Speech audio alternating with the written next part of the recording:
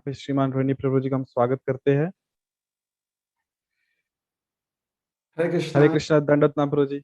दंडवत। आप हरे कृष्णा। अब प्रभु जी, भक्त लोग जानना चाहते हैं आपका स्वास्थ्य कैसा है, आप कैसे है वहां पे? भगवान की एकदम दया से बढ़िया। सब कुछ ठीक है। डबल अप, थम्स अप, बिल्कुल सही है। और यहाँ पर सब ठीक ठाक है।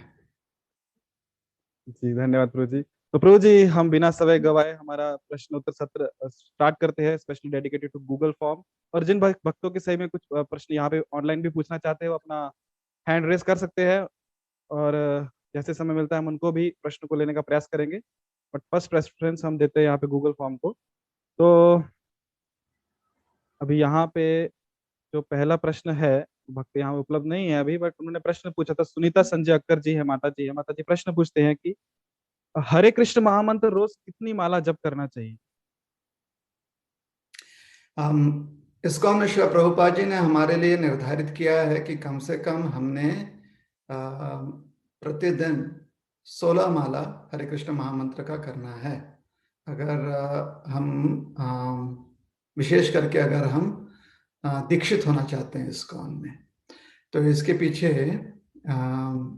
जो शास्त्रीय प्रमाण है वो यह है कि पुराणों में बताया गया है कि मानव को उसकी सद्बुद्धि बनी रहे, इसलिए रोज हर दिन उसे 1 लक्ष या 1 लाख बार भगवान का नाम जप करना चाहिए नियम से। मतलब हर दिन 1 लाख नाम। तो अगर 1 लाख नाम आपको भगवान का नाम आपको करना है, तो उसके लिए कैसे करेंगे वो? तो जैसे हरे कृष्ण महामंत्र है, तो हरे कृष्ण महामंत्र ये 16 नामों से बना हुआ है। आप लोग गिनती कर लीजिएगा। हरे कृष्ण कृष्ण कृष्ण हरे हरे, हरे राम राम राम हरे हरे। 16। तो 16 नामों से बना हुआ है। आप ऐसा नहीं कि नाम रिपीट नहीं कर सकते, नाम रिपीट हो सकता है, लेकिन आपने 1 लाख नाम लेना है। तो यह एक मंत्र जो है 16 नाम का है। तो एक माला मतलब 16 गुणा 108, तो मोटा मोटी 17,000 नाम हो जाते हैं एक माला करने पर। तो 17,000 को अगर आप 1 लाख को भाग करेंगे, क्षमा करना, 1700, 17,000 नहीं, एक माला करने पर 1700 हो जाता है। 1,728 ऐसे कुछ होता है। गिनती अभी हमारी कमजोर है, तो 1,700 कुछ नाम हो जाते हैं। तो मोटा मोटी 1700 पकड़ लेते हैं। तो 1 लाख को अगर आप भाग करेंगे 1700 से, तो करीब 58 या 59 मालाएं होती हैं। तो वैसे तो देखा जाए तो पुराणों के हिसाब से रोज मानव ने कम से कम 1 लाख नाम लेना चाहिए। तो अगर हरे कृष्ण महामंत्र के माध्यम से हम भगवान का नाम ले रहे हैं, तो 1 लाख नाम लेने में 60 माला या 64 माला, क्योंकि 64 क्रमांक लोगों को अच्छा लगता है, उसको एक सर्वसामान्य मान्यता भी है। तो 64 माला करनी पड़ेगी। और अगर 64 माला करनी है तो दिन का कम से कम 8 घंटे उसमें जा सकता है। 6 से 8 घंटे जा सकता है, उससे ज्यादा भी लग सकता है। तो दिन का 1/3 हिस्सा, दिन को अगर 3 भागों में विभाजित कर दिया जाए, तो 1/3 हिस्सा जो है अध्यात्म में, 1/3 हिस्सा जो है वो हमारे प्रापंचिक जो भी उत्तरदायित्व हैं, जो हमारा जॉब है, व्यापार है उसके लिए। और बाकी बचा हुआ 1/3 हिस्सा, 1/3 ऑफ द डे जो है, वो हमारे खाने पीने सोने इत्यादि कामों के लिए है। तो आज के समय में, वर्तमान के समय में, क्योंकि 1/3 हिस्सा पूरा 8 घंटा देना संभव नहीं है, क्योंकि अब इलेक्ट्रिसिटी आ गया ना, तो रात में भी लोग काम करना चाहते हैं। रात में भी लोग जो हैं एंटरटेनमेंट के लिए कुछ ना कुछ करते हैं। पहले संभव था, और हम समझाते हैं कैसे। क्योंकि आजकल जो है घर में बिजली आ गई है ना, तो आजकल मुश्किल हो जाएगा। तो श्रील प्रभुपाद जी से अनुरोध किया गया था कि क्या वो थोड़ा सा इस बात को मद्देनजर रखते हुए कि शाम में भी लोग व्यस्त रहते हैं, कुछ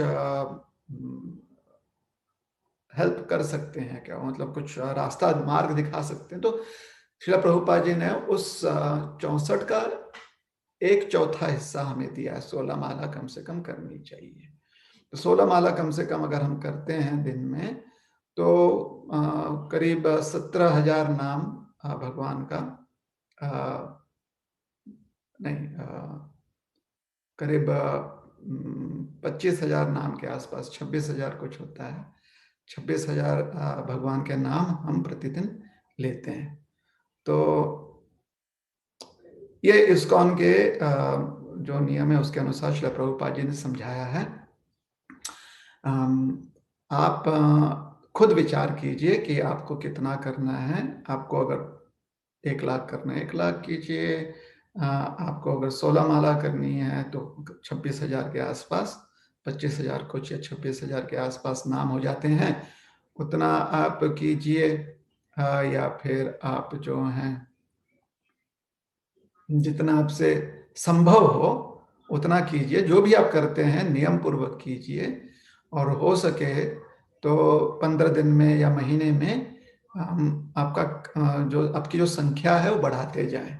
अच्छा, पूर्व समय में 8 घंटे अध्यात्म के लिए देना संभव था कि? बिल्कुल संभव था, क्योंकि पूर्व समय में जब सूर्य देव जो हैं गतिमान होते हैं अपनी यात्रा में, अंतरिक्ष में, आसमान में, तो जब थोड़ा सा ऊपर आ जाते हैं ना, क्षितिज से काफी ऊपर आ जाते हैं, जहां पर चहल पहल बहुत हो जाती है और काम करने के लिए सुविधाएं भी हो जाती हैं, अर्थात 10-11 बजे के आसपास। तो प्रातः व्यक्ति 4 बजे उठता था और उसे 1-1.5 घंटे जो हैं अपने दो दिनचर्या हैं, मतलब जो भी उसके दैनिक कार्य हैं, स्वस्थ रहने के लिए या स्वच्छ रहने के लिए, निर्मल रहने के लिए, वो करता था 1-1.5 घंटे।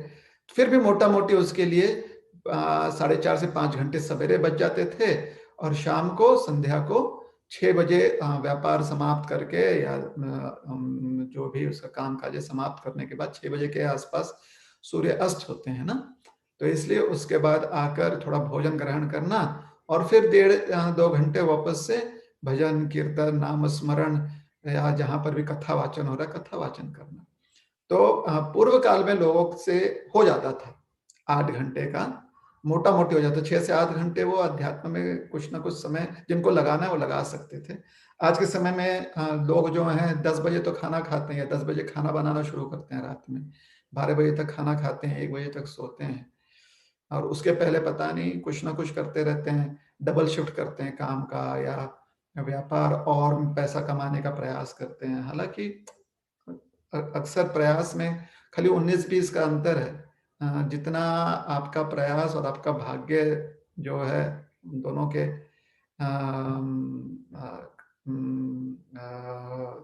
दोनों के प्रभाव से जो आपको फल मिलना हो तो मिलेगा ही, लेकिन फिर भी आदमी प्रयास करते रहता है, बैठा रहता है दुकान में, गल्ले के पीछे बैठा रहता है, फैक्ट्री में जाकर डबल शिफ्ट करता है क्योंकि वो जानता है कि उसको ओवर टाइम कुछ मिलेगा, या फिर अपने बॉस को खुश करने के लिए कि प्रमोशन अगले 2 साल में, 3 साल में, 6 महीने में मिल जाए, तो 8-10 बजे तक काम करते रहता है।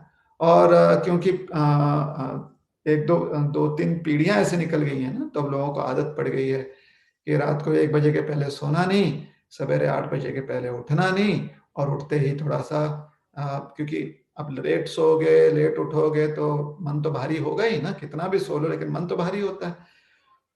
लेट उठने की वजह से ये सारी समस्याएं होती हैं। तो फिर वो कुछ ना कुछ मन को थोड़ा सा हल्का करने के लिए थोड़ा कुछ मद्य नहीं कहेंगे, या चाय कॉफी इत्यादि पीना शुरू कर देते, ये सारी आदतें लगने लगती हैं। तो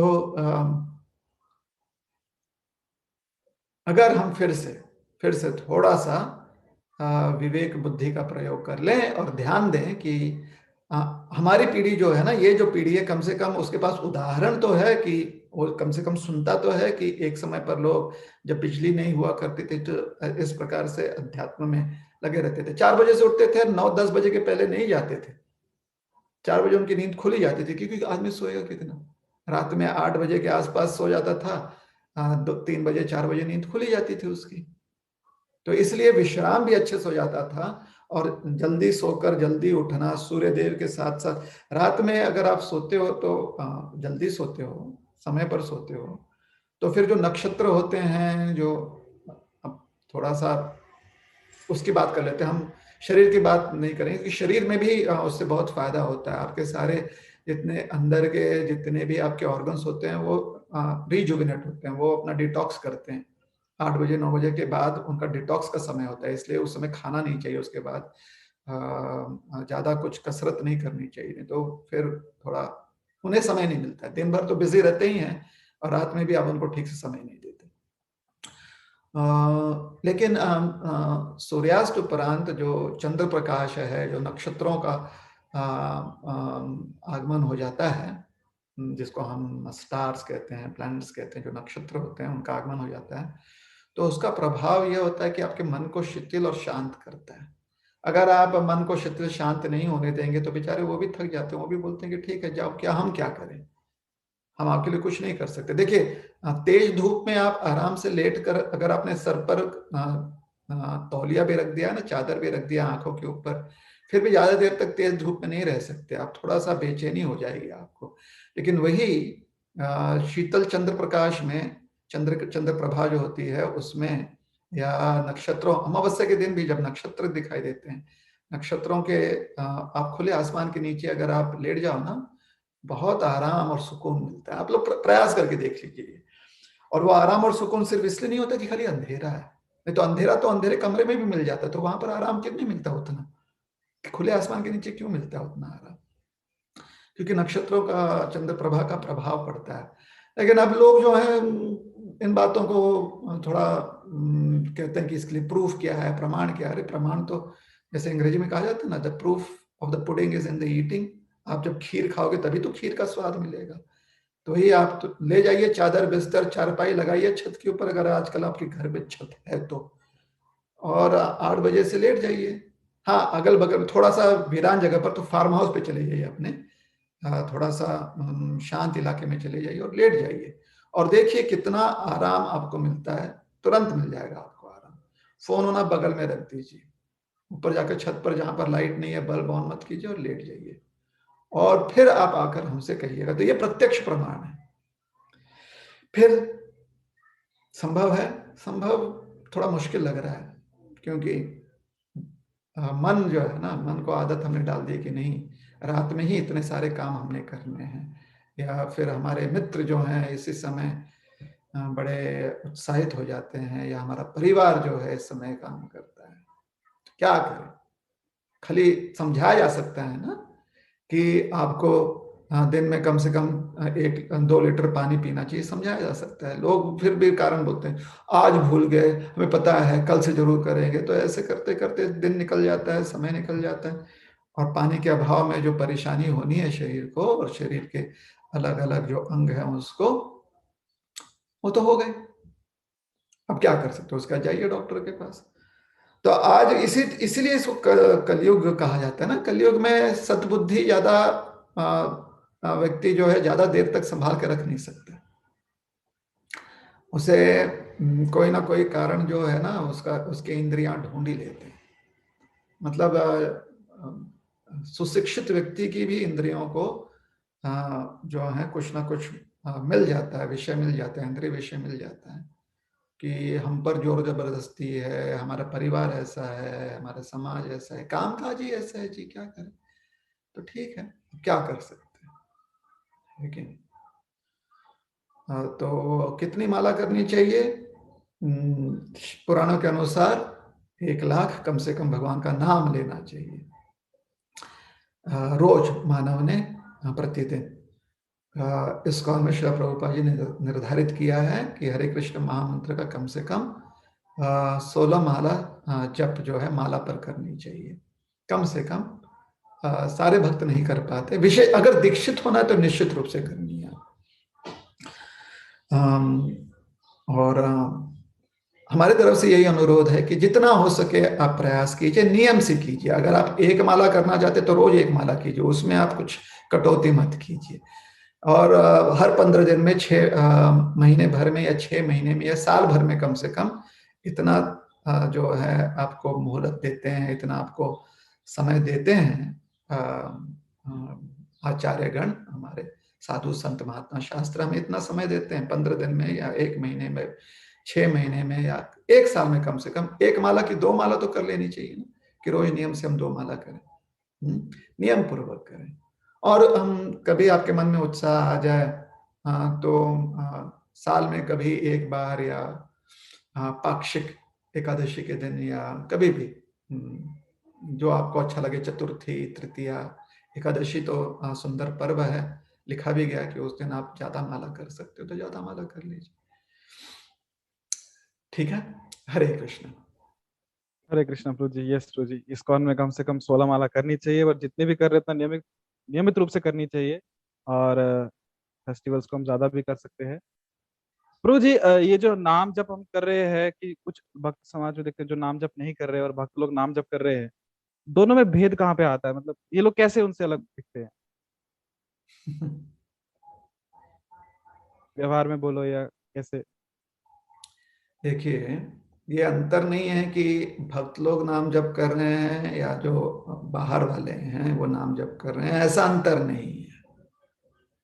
नहीं, जो नाम जप नहीं कर रहे प्रभु जी, उनकी तुलना कर रहा हूँ। जो नाम जप नहीं कर रहे हैं और जो नाम जप कर रहे हैं, अंतर नहीं है उसमें, क्योंकि भगवान का नाम सर्वशक्तिशाली है।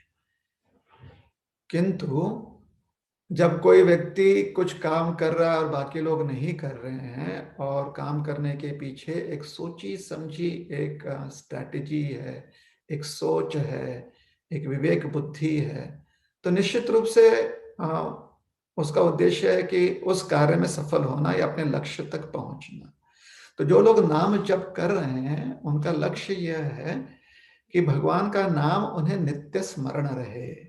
भगवान का नाम नित्य स्मरण रहेगा तो हमेशा हम वह जो उचित है उसके बारे में विचार करने की क्षमता रखेंगे। और जो लोग नाम जप नहीं कर रहे हैं, क्योंकि उन्होंने अपने आप को उस संधि से दूर रखा हुआ है, उस अवसर से, उस मौके से दूर रखा हुआ है, उस अपॉर्चुनिटी से दूर रखा हुआ है, जिसके माध्यम से वो भगवान के नित्य स्मरण कर सकें, तो उनके लिए कठिनाई हो सकती है कि भगवान का वो नित्य स्मरण कर पाए। और भगवान का अगर नित्य स्मरण नहीं होगा तो अधिकांश रूप से हम जो उचित है उसको समझ नहीं पाएंगे, जो हमारे लिए लाभदायी है, सिर्फ शरीर के स्तर पर नहीं बल्कि अध्यात्म के दृष्टिकोण से भी जो लाभदायी है वो हम समझ नहीं पाएंगे। उसका कारण यह है कि हम उसको समझने के लिए टाइम नहीं दे रहे हैं। उदाहरण देते हैं कि ये जरूरी नहीं है कि व्यक्ति रोज अगर अपने लिटरेचर का, अपने हिंदी साहित्य या मराठी साहित्य जो टेक्स्ट बुक है ना, जो पाठ्यक्रम है, ऐसा जरूरी नहीं है कि विद्यार्थी रोज उसका अध्ययन करे। अगर खाली परीक्षा में उत्तर लिखने की बात है तो शायद परीक्षा से 1 सप्ताह पूर्व ही अध्ययन कर थोड़ा बहुत, या अगर उसका भाग्य ने साथ दिया तो बहुत क्रमांक मिल सकते हैं, वो तो संभव है।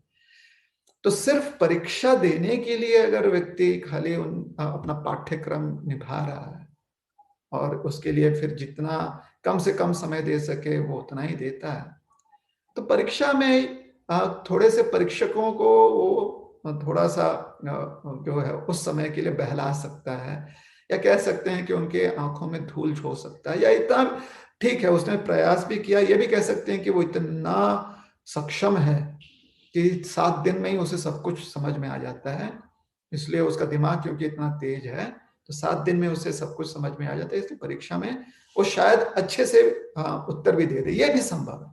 तो या तो वो दूसरों को जो है उसकी सही जो क्षमता है उससे वो दूसरों को जो है आवृत रख रहा है, दूसरे को समझ में, जो परीक्षक उसे समझ में नहीं आ रहा है कि इस बच्चे ने वास्तव में ठीक से अध्ययन नहीं किया है, लेकिन किंतु भाग्य ने साथ दिया, वही प्रश्न है जो उसने पढ़कर आया, वो जो पढ़कर आया था वही प्रश्न आ गए, और उसके उत्तर उसने लिख दिए तो उसे अच्छे मार्क्स मिलेंगे।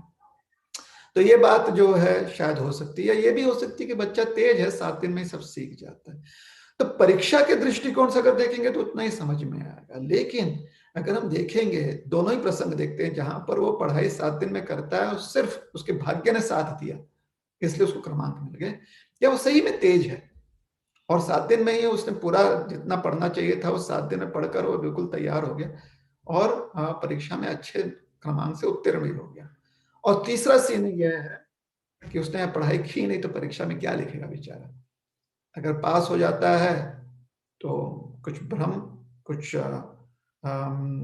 धोखाधड़ी से पास हुआ है वो, क्योंकि उसने तो अध्ययन किया ही नहीं, किसी और को भेज दिया लिखने के लिए, या कुछ किसी को रिश्वत दे दिया, ब्राइब कर दिया, क्रमांक चेंज करा दिए। तो ये रास्ता जो गलत रास्ता है वो गलत रास्ता अपना सकता है, या फिर परीक्षा में वो पास होगा ही नहीं क्योंकि उसने प्रयास नहीं किया ना।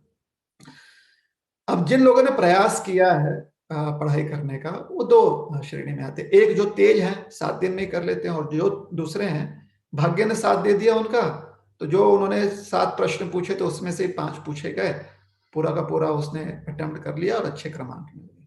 तो जिसने 7 दिन में ऐसा कर लिया आगे चलकर उसको परेशानी होगी, क्योंकि अगर उसी के आधार पर उसने अपना करियर बनाना है तो उसका फाउंडेशन तो बड़ा वीक है ना। कब तक वो लोगों के साथ रोज काम करते हुए अपने कमियों को छुपा कर रख सकता है? कब तक? क्योंकि हर दिन उसकी परीक्षा होगी, हर दिन देखा जाएगा कि वह अपना कार्य जो है संपन्न कर रहा है कि नहीं, वह अपना रिस्पॉन्सिबिलिटी पूरा कर रहा है कि नहीं, उसका काम जो दिया गया वो पूरा कर रहा है कि नहीं। अगर काम करने के लिए उसके पास ज्ञान ही नहीं है तो कब तक वो जो है काम कर पाएगा? जनरली वो ज्यादा दिन तक काम नहीं कर पाएगा, इसलिए असफल हो जाएगा।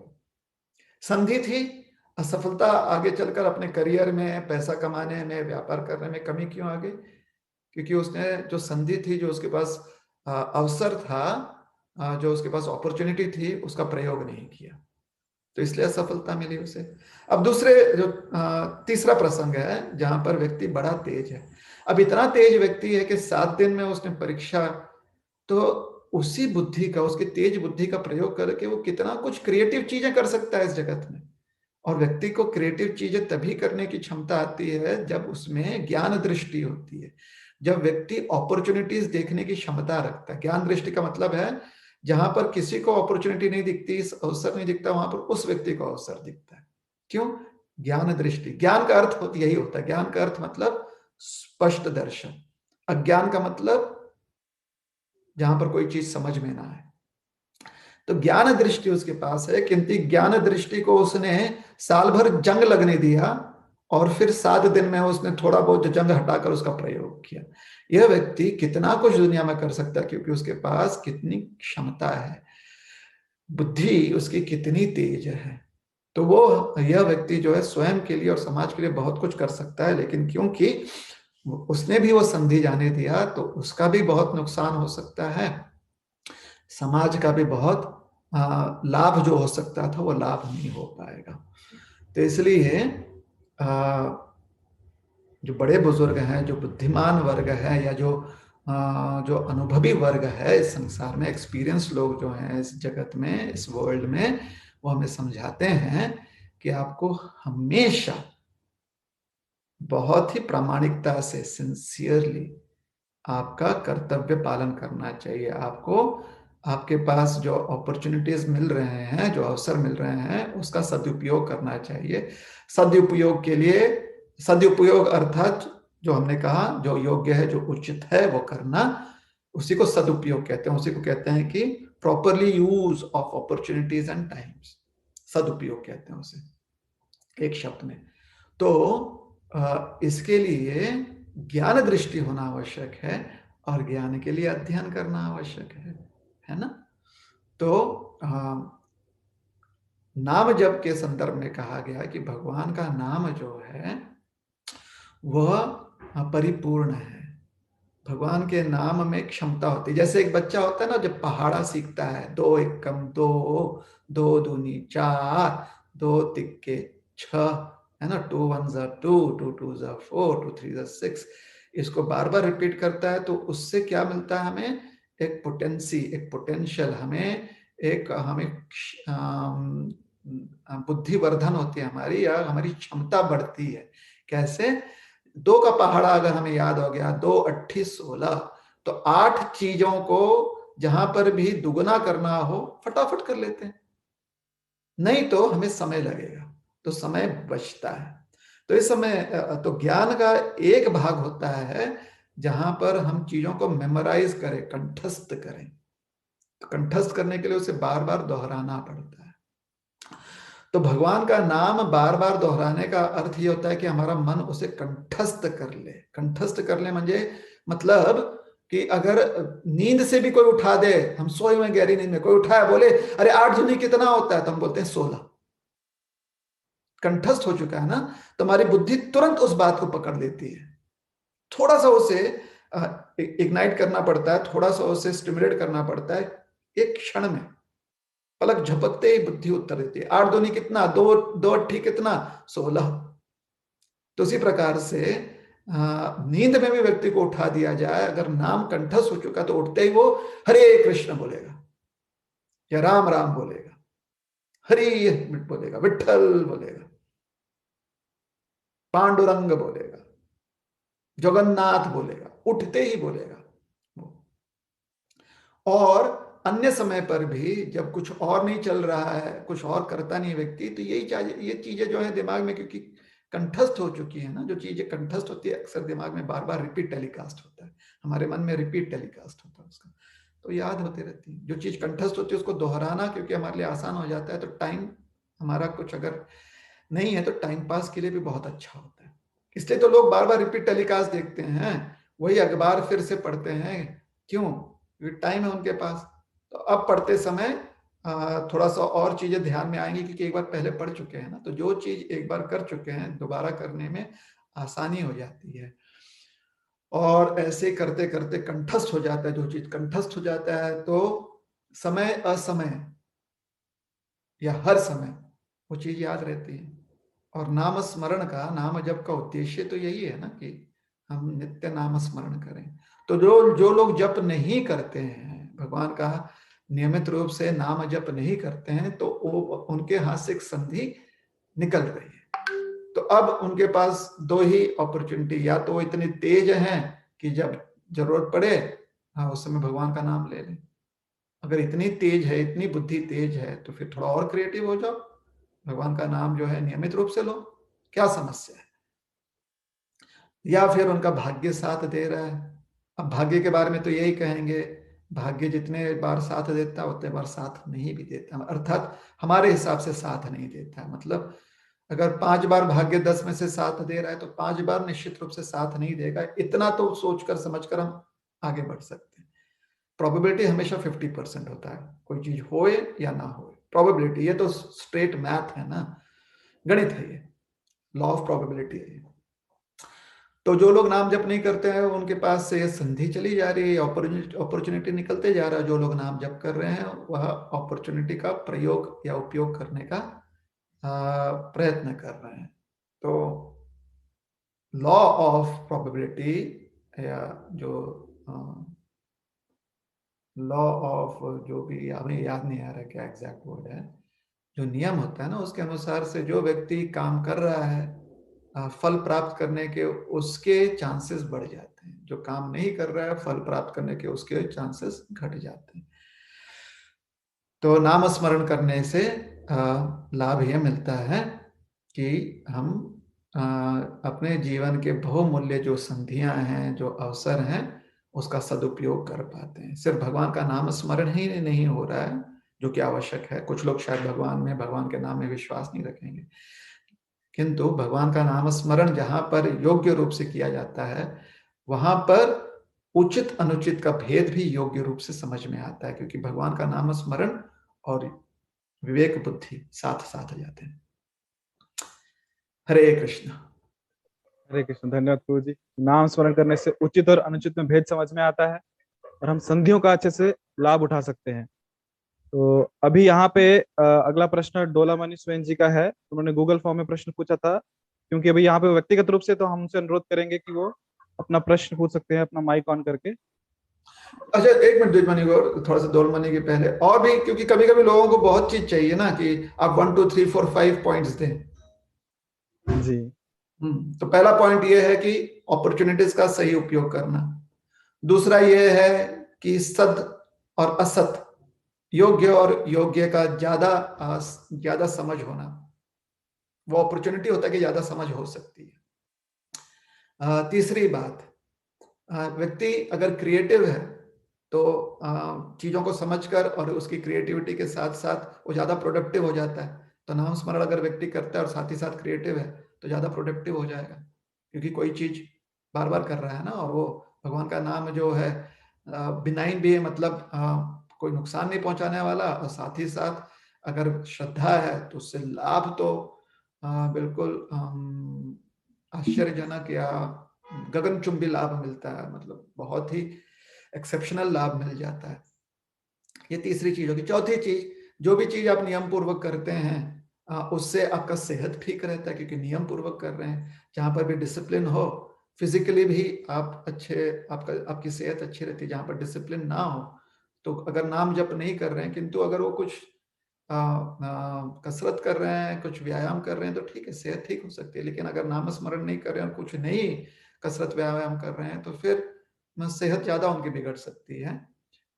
और जो नियम से नाम स्मरण करते हैं, क्योंकि उन्हें आसन ग्रहण करता पड़ता है, उन्हें अपने श्वास पर नियंत्रण रखना पड़ता है, तो कुछ ना कुछ उन्हें लाभ मिलेगा। और साथ ही साथ अगर कुछ व्यायाम कसरत भी करते हैं तो और लाभ मिलेगा उन्हें। तो ये चौथी चीज है, सेहत भी अच्छी हो जाती है। फिर मन जो है, मन स्थिर होने लगता है, क्योंकि मन जो अगर बार बार एक चीज को अगर आप रिपीट करते रहें तो मन स्थिर हो जाएगा। और श्रद्धा रखें या ना रखें, ये बात तो सिद्ध है। जो लोग श्रद्धा रखते हैं वो जानते हैं, जो श्रद्धा नहीं रखते हैं, जिस दिन श्रद्धा रखेंगे या जिस दिन वो देखेंगे अचानक रूप से लाभ देखेंगे, तो उन्हें भी समझ में आएगा कि भगवान का नाम जो है वो अत्यंत आपका आपका सबसे बड़ा क्या कहेंगे उसे, सबसे ज्यादा बेनिफिशियल है भगवान का नाम। इससे ज्यादा बेनिफिशियल कुछ भी नहीं हो सकता। तो सबसे आपका आपका जो सबसे बड़ा हित हो सकता है वो भगवान का नाम है। तो अभी ऐसे ही, मतलब ऊपर ऊपर ही हमने ऐसे 5 ही पॉइंट्स आपको दे दिए हैं, ठीक है। Thank you Guruji, points form में आपने दिया, इसे बहुत अच्छे से समझ में आया। हम्म, और अभी डोला मणि जी अपना प्रश्न पूछ सकते हैं माइक ऑन करके।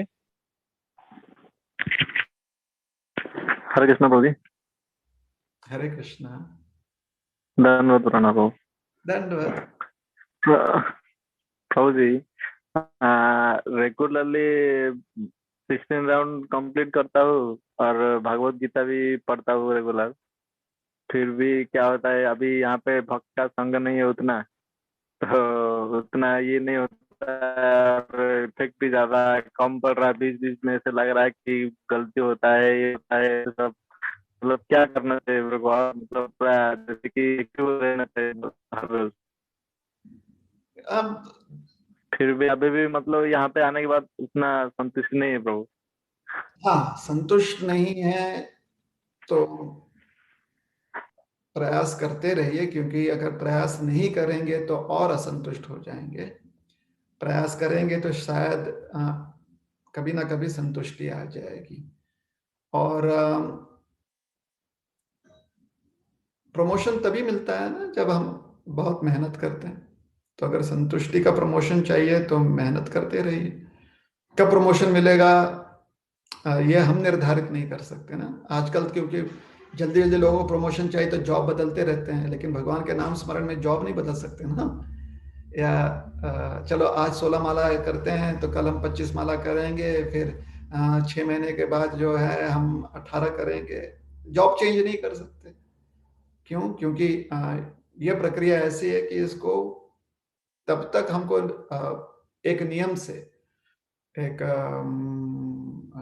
डिसिप्लिन के साथ हमें करते रहना चाहिए, जब तक कि हम थोड़ा सा प्रमोशन प्राप्त ना कर लें, जब तक कि थोड़ा सा हमारा मन जो है आज के संदर्भ में, आज जिस स्थिति में है उससे थोड़ा और स्थिर ना हो जाए तब तक हमें प्रयास करना है, तभी प्रमोशन मिलेगा। बीच में प्रयास छोड़ेंगे तो प्रमोशन नहीं मिलेगा। जहां तक बात है सत्संग की, और क्योंकि अगर उसको अभी हम जो पैंडेमिक है, जो महामारी है, उससे जोड़ेंगे तो हर चीज में जो है रोक टोक है। कामकाज में भी तो अब सब कुछ थोड़ा कम हो चुका है ना, साथ ही साथ खर्चे भी कम हो रहे हैं, क्योंकि बाहर जाकर होटल में खाना, मॉल में घूमना, ये सब भी तो कम हो गया है, खर्चे भी कम हो रहे हैं। तो कमी हर चीज में आई है इस परिस्थिति की वजह से। कुछ कमियों की वजह से हमें लाभ, जो कुछ चीजें कम हो गई हैं उससे हमें कुछ शायद लाभ मिल रहा है, कुछ चीजें कम हो गई हैं उससे शायद हम परेशान हो रहे हैं, तो वो संभव है। जैसे कि पैंडेमिक के समय प्रमोशन ज्यादा नहीं हो रहे, कि कहाँ से प्रमोशन देंगे, प्रोडक्शन भी तो होना चाहिए ना, प्रॉफिट भी तो होना चाहिए, तो प्रमोशन मिलेगा, तो उतना नहीं हो पा रहा जितना होगा। तो ऐसा समझना चाहिए कि पहले ना शायद हमारा जीवन राई के बीज या गेहूं का जो दाने होते हैं ना, उसके समान था, जो खेत में डाल दिया गया था। तो पहले जो है फसल 3 महीने में, 6 महीने में आ जाती थी। आज जो हमारा जीवन चल रहा है, वो सोचिए कि नारियल के बीजारोपण जैसे, नारियल का वृक्ष है ना, अगर उसको उसको बीजारोपण किया जाए या उसको लगाया जाए तो कम से कम 5 से 6 साल, 7 साल रुकिए आप, ज्यादा बढ़ेगा ही नहीं वो, मतलब 6-7 साल। या आम का अगर आजकल तो आ गए हैं ना थोड़ा सा कलमी आम आ चुके हैं, पहले आम का वृक्ष जो है दादाजी लगाते थे और फल जो है पोता खाता था, ऐसा कहते थे, मतलब पूरी एक पीढ़ी निकल जाती थी आम का फल मिलने में। तो पैंडेमिक का समय वैसा हो गया है कि फल आने में समय लगेगा। तो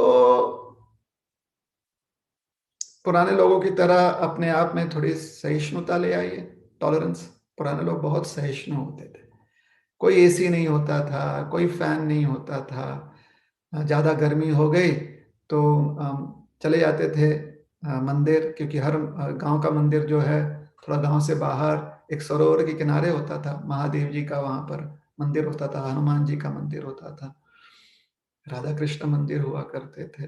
और वहां पर जाकर सरोवर के किनारे बैठकर, क्योंकि सरोवर के किनारे थोड़ा सा ठंडा रहता था, एक पीपल के वृक्ष के नीचे, बरगद के वृक्ष के नीचे बैठकर या तो वार्तालाप करते थे, चर्चा करते थे, रुके रहते थे कि शाम होगी तो थोड़ा ठंडक। तो सहिष्णु बहुत होते थे। आज हमारे पास इतने फैसिलिटीज हो गए हैं, इन फैसिलिटीज के साथ साथ हमारी सहिष्णुता, जो हमारी सहन शक्ति है ना, टॉलरेंस जो है हमारा बहुत कम हो गया है, बहुत ही ज्यादा कम हो गया।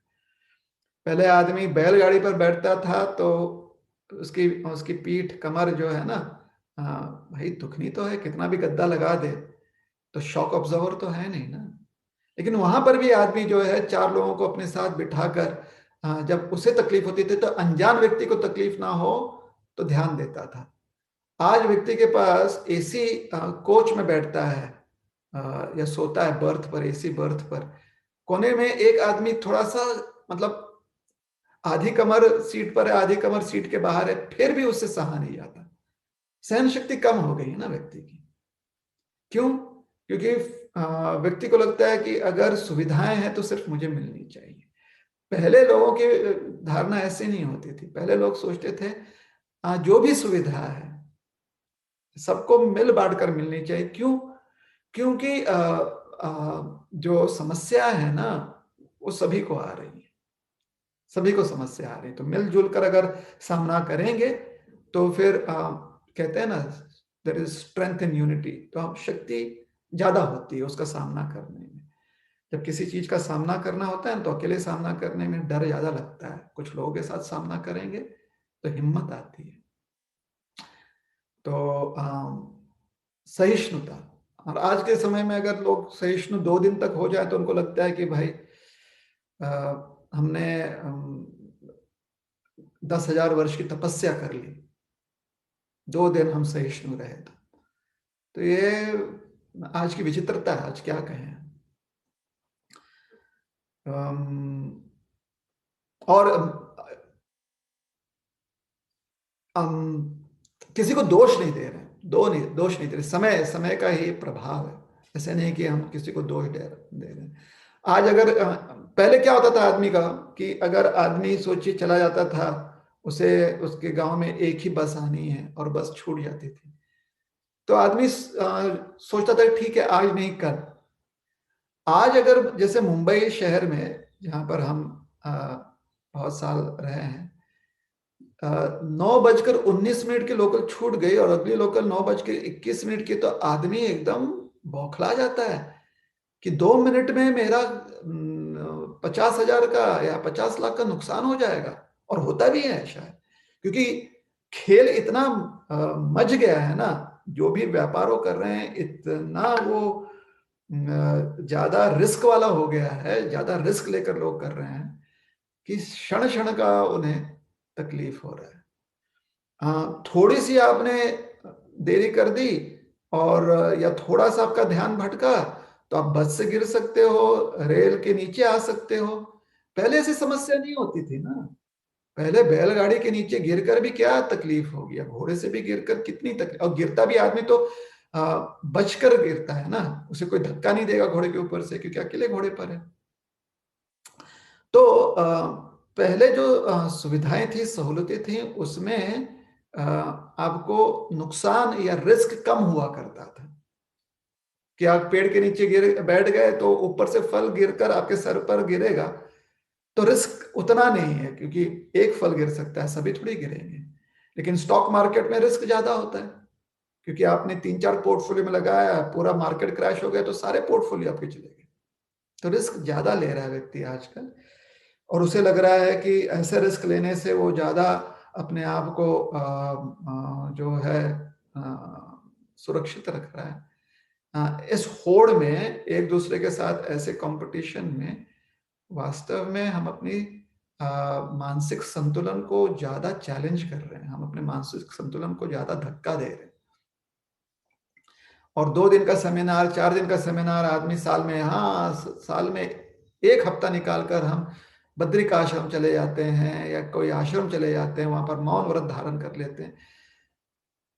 ठीक है, अच्छा कर रहे हैं आप, लेकिन सोचिए किसी तवा को आप बहुत गर्म करते हो आंच के ऊपर और तुरंत ठंडा करने के लिए उसके ऊपर पानी डालते हो, उस तवे का लाइफ स्पैन कम हो जाता है क्योंकि ज्यादा गर्म करना फिर ठंडा करना, ज्यादा गर्म करना फिर ठंडा करना, बार बार ऐसे करते हैं ना, तो जल्दी तवा जीर्ण हो जाता है। उसी प्रकार से साल भर आप इस शरीर को जो है रगड़ते रहो, फिर 1 महीना उसको डिटॉक्स करो, कितने दिन शरीर चलेगा? ये जो शरीर 150 साल 200 साल टिक सकता था, आज 80 साल 100 साल ऐसे प्रक्रिया से चलता है। और जो लोग ऐसा डिटॉक्स करते नहीं है उनका शरीर 50 साल 60 साल ही चलता है।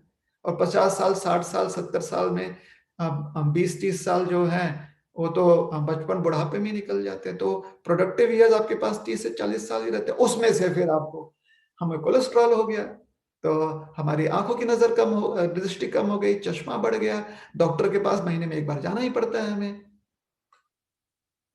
तो ये सारी चीजें, इन सारी चीजों में फिर हमारा समय इतना व्यर्थ जाता है। तो समय का नुकसान भी उतना ही कर रहे हैं हम। क्यों? अनावश्यक आतुरता के कारण, अनवांटेड अपेक्षाओं की वजह से, अनवांटेड। तो कितना रिस्क आपको लेना है? कंपटीशन तो है, कंपटीशन में नहीं रहेंगे तो समस्या तो होगी। कितना लेना है, कब तक लेना है, इसकी सूझबूझ हर एक व्यक्ति को स्वयं होनी चाहिए और निर्णय लेना चाहिए उस व्यक्ति ने। ना ही दूसरों को देखकर उसे सोचना चाहिए अरे उसके जैसा होता तो अच्छा होता, ये नहीं। अपने जीवन में जो निर्णय लें उसके अनुसार संतुष्ट रहने का प्रयास करें। यह बहुत try to be satisfied with the decisions that you have made, चाहे उससे आपको नुकसान हो या आपको लाभ। ना ही ज्यादा हर्षित होइए, ना ही ज्यादा मायूस होइए, क्योंकि समय ऐसा है कि आपको अगले क्षण फिर से मौका देगा समय। तो मायूसी का कारण नहीं है, और अगले क्षण क्योंकि फिर से मौका दे रहा है, सतर्क नहीं रहे तो आपका जो यश है किसी और को चला जाएगा, कोई चीज टिकता नहीं। तो ये जो है ना कि सत्संग नहीं मिल रहा है तो इसकी वजह से गलतियां होती हैं, इन कारणों को देखिए मत। जो आपके पास अभी आपके पास जो मौके हैं उसमें आप क्या कर सकते हो, ये थोड़ा सा दृढ़ निश्चय के साथ, उत्साह, धैर्य के साथ, थोड़े धैर्य के साथ उस पर विचार कीजिए। भगवान को धन्यवाद देते रहिए कि ऐसे समय पर भी या ऐसे परिस्थिति में भी उन्होंने हमें नाम स्मरण करने का, नाम जप करने का संधि दिया हुआ है। ये तो हमारी गलती है ना कि हम इतना नाम स्मरण करने की आदत नहीं डाल पाए कि आज जब एकांत का समय मिला हुआ है तो हम पूरी तरह से नाम स्मरण नहीं कर पा रहे हैं। तो हमारी कमी है, हमारी गलती है। थोड़ी हम सत्संग के अभाव को दोषी ठहरा सकते हैं, कमी तो हमारी है। तो अब आज के समय में थोड़ा सा धैर्य रखें, धीरज रखें, थोड़ा सा पेशेंस रखें, पेशेंस के साथ साथ टॉलरेंट होएं, सहिष्णु होएं, थोड़ा सा सहन शक्ति बढ़ाएं, और जब परिस्थिति बदलेगी फिर से आपको संधि मिलेगी, अपॉर्चुनिटी मिलेगा। आज मिल जाए, कल मिल जाए, 15 दिन के बाद मिल जाए, 6 महीने के मिल जाए, आदत बदलिए और आदत डालिए, ताकि ऐसा अगर फिर से पैंडेमिक जैसा माहौल आ जाए या अन्य कोई भी ऐसी स्थिति आ जाए, वहां पर आप इस प्रकार से व्याकुल ना हो, इस प्रकार से आप परेशान ना हो। अपनी संधि बढ़ाइए, अपनी क्षमता बढ़ाइए। ठीक है, तो आज के समय में थोड़ा सा सहिष्णु होइए, थोड़ा सा धीरज रखिए, उत्साह बनाए रखें, उत्साही रहकर जो आप कर रहे हैं वो उत्साह पूर्वक कीजिए, जितना भी आपसे हो रहा है वो उत्साह पूर्वक कीजिए। कृतज्ञ रहिए, ग्रेटफुल रहिए, और जैसे ही समय बदलता है, बदलते समय की पहचान रखिए, बदलते समय को समझिए और उस अपॉर्चुनिटी का, उस अवसर का पूरा लाभ लीजिए, अपनी आदत बदलिए। हरे कृष्ण। हरे कृष्ण। धन्यवाद प्रभु जी। तो ये सिर्फ केवल उनके लिए उत्तर नहीं था, ये सब हमारे लिए भी था, हम सबके लिए। किस तरह दृढ़ता, सहिष्णुता, धैर्य के साथ प्रयास करते रहना चाहिए जब तक स्थिर ना हो जाए, और जो अपॉर्चुनिटीज आ रही है उनकी तरफ ध्यान रहे कि कैसे हम उसको ग्रैब कर सके। तो प्रश्न तो बहुत सारे हैं, सब लोग, भक्त लोग कुछ प्रश्न पूछ रहे हैं, तो मैं भी कुछ बहती गंगा में हाथ धो लेता हूँ, कुछ मेरे प्रश्न भी पूछ लेता हूँ अभी प्रभु जी की अनुमति से। तो प्रभु जी, one word answers only, the single word comes to your, the single word that comes to your mind hearing the following sentences or word. Single word के क्या, ये सोशल मीडिया का फिनोमिनन है क्या, सिंगल वर्ड प्रथा, one word? जो भी, yes प्रभु जी। तो सिंगल वर्ड प्रभु जी, सिंगल वर्ड में आंसर देना है, या वन सेंटेंस? नहीं होगा तो फिर क्या करें, फिर एक दो शब्द और। सिंगल वर्ड और वन सेंटेंस। ठीक है। First one is the most essential thing for living a balanced life. विवेक बुद्धि। Okay, what is the one? Divine intelligence या good intelligence. Thank you, good intelligence. What is the one thing we must absolutely do away with in order to lead a balanced life? Anxiety. Okay. Money. Opportunity. Krishna.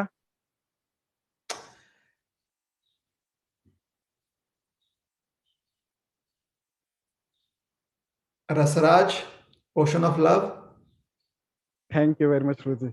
अभी हम अगला प्रश्न लेते हैं भक्तों का Google form का। तो यहाँ पे श्रद्धा माता जी यहाँ पे है, उपस्थित है।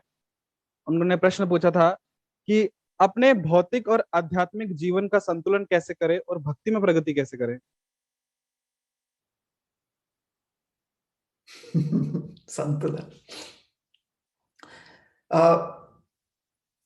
विवेक बुद्धि का होना बहुत आवश्यक है। विवेक बुद्धि, विवेक और बुद्धि, बुद्धि मतलब जो हमें, जिससे हमें समझ में आता है कि करना है कि नहीं करना है, टू डू और नॉट टू डू, इसको कहते हैं बुद्धि। विवेक बुद्धि का मतलब होता है जो हमारे लिए होलिस्टिक हो, मतलब परिपूर्ण हो, ऐसे डिसीजंस लेना अपनी बुद्धि से, उसको कहते हैं विवेक बुद्धि।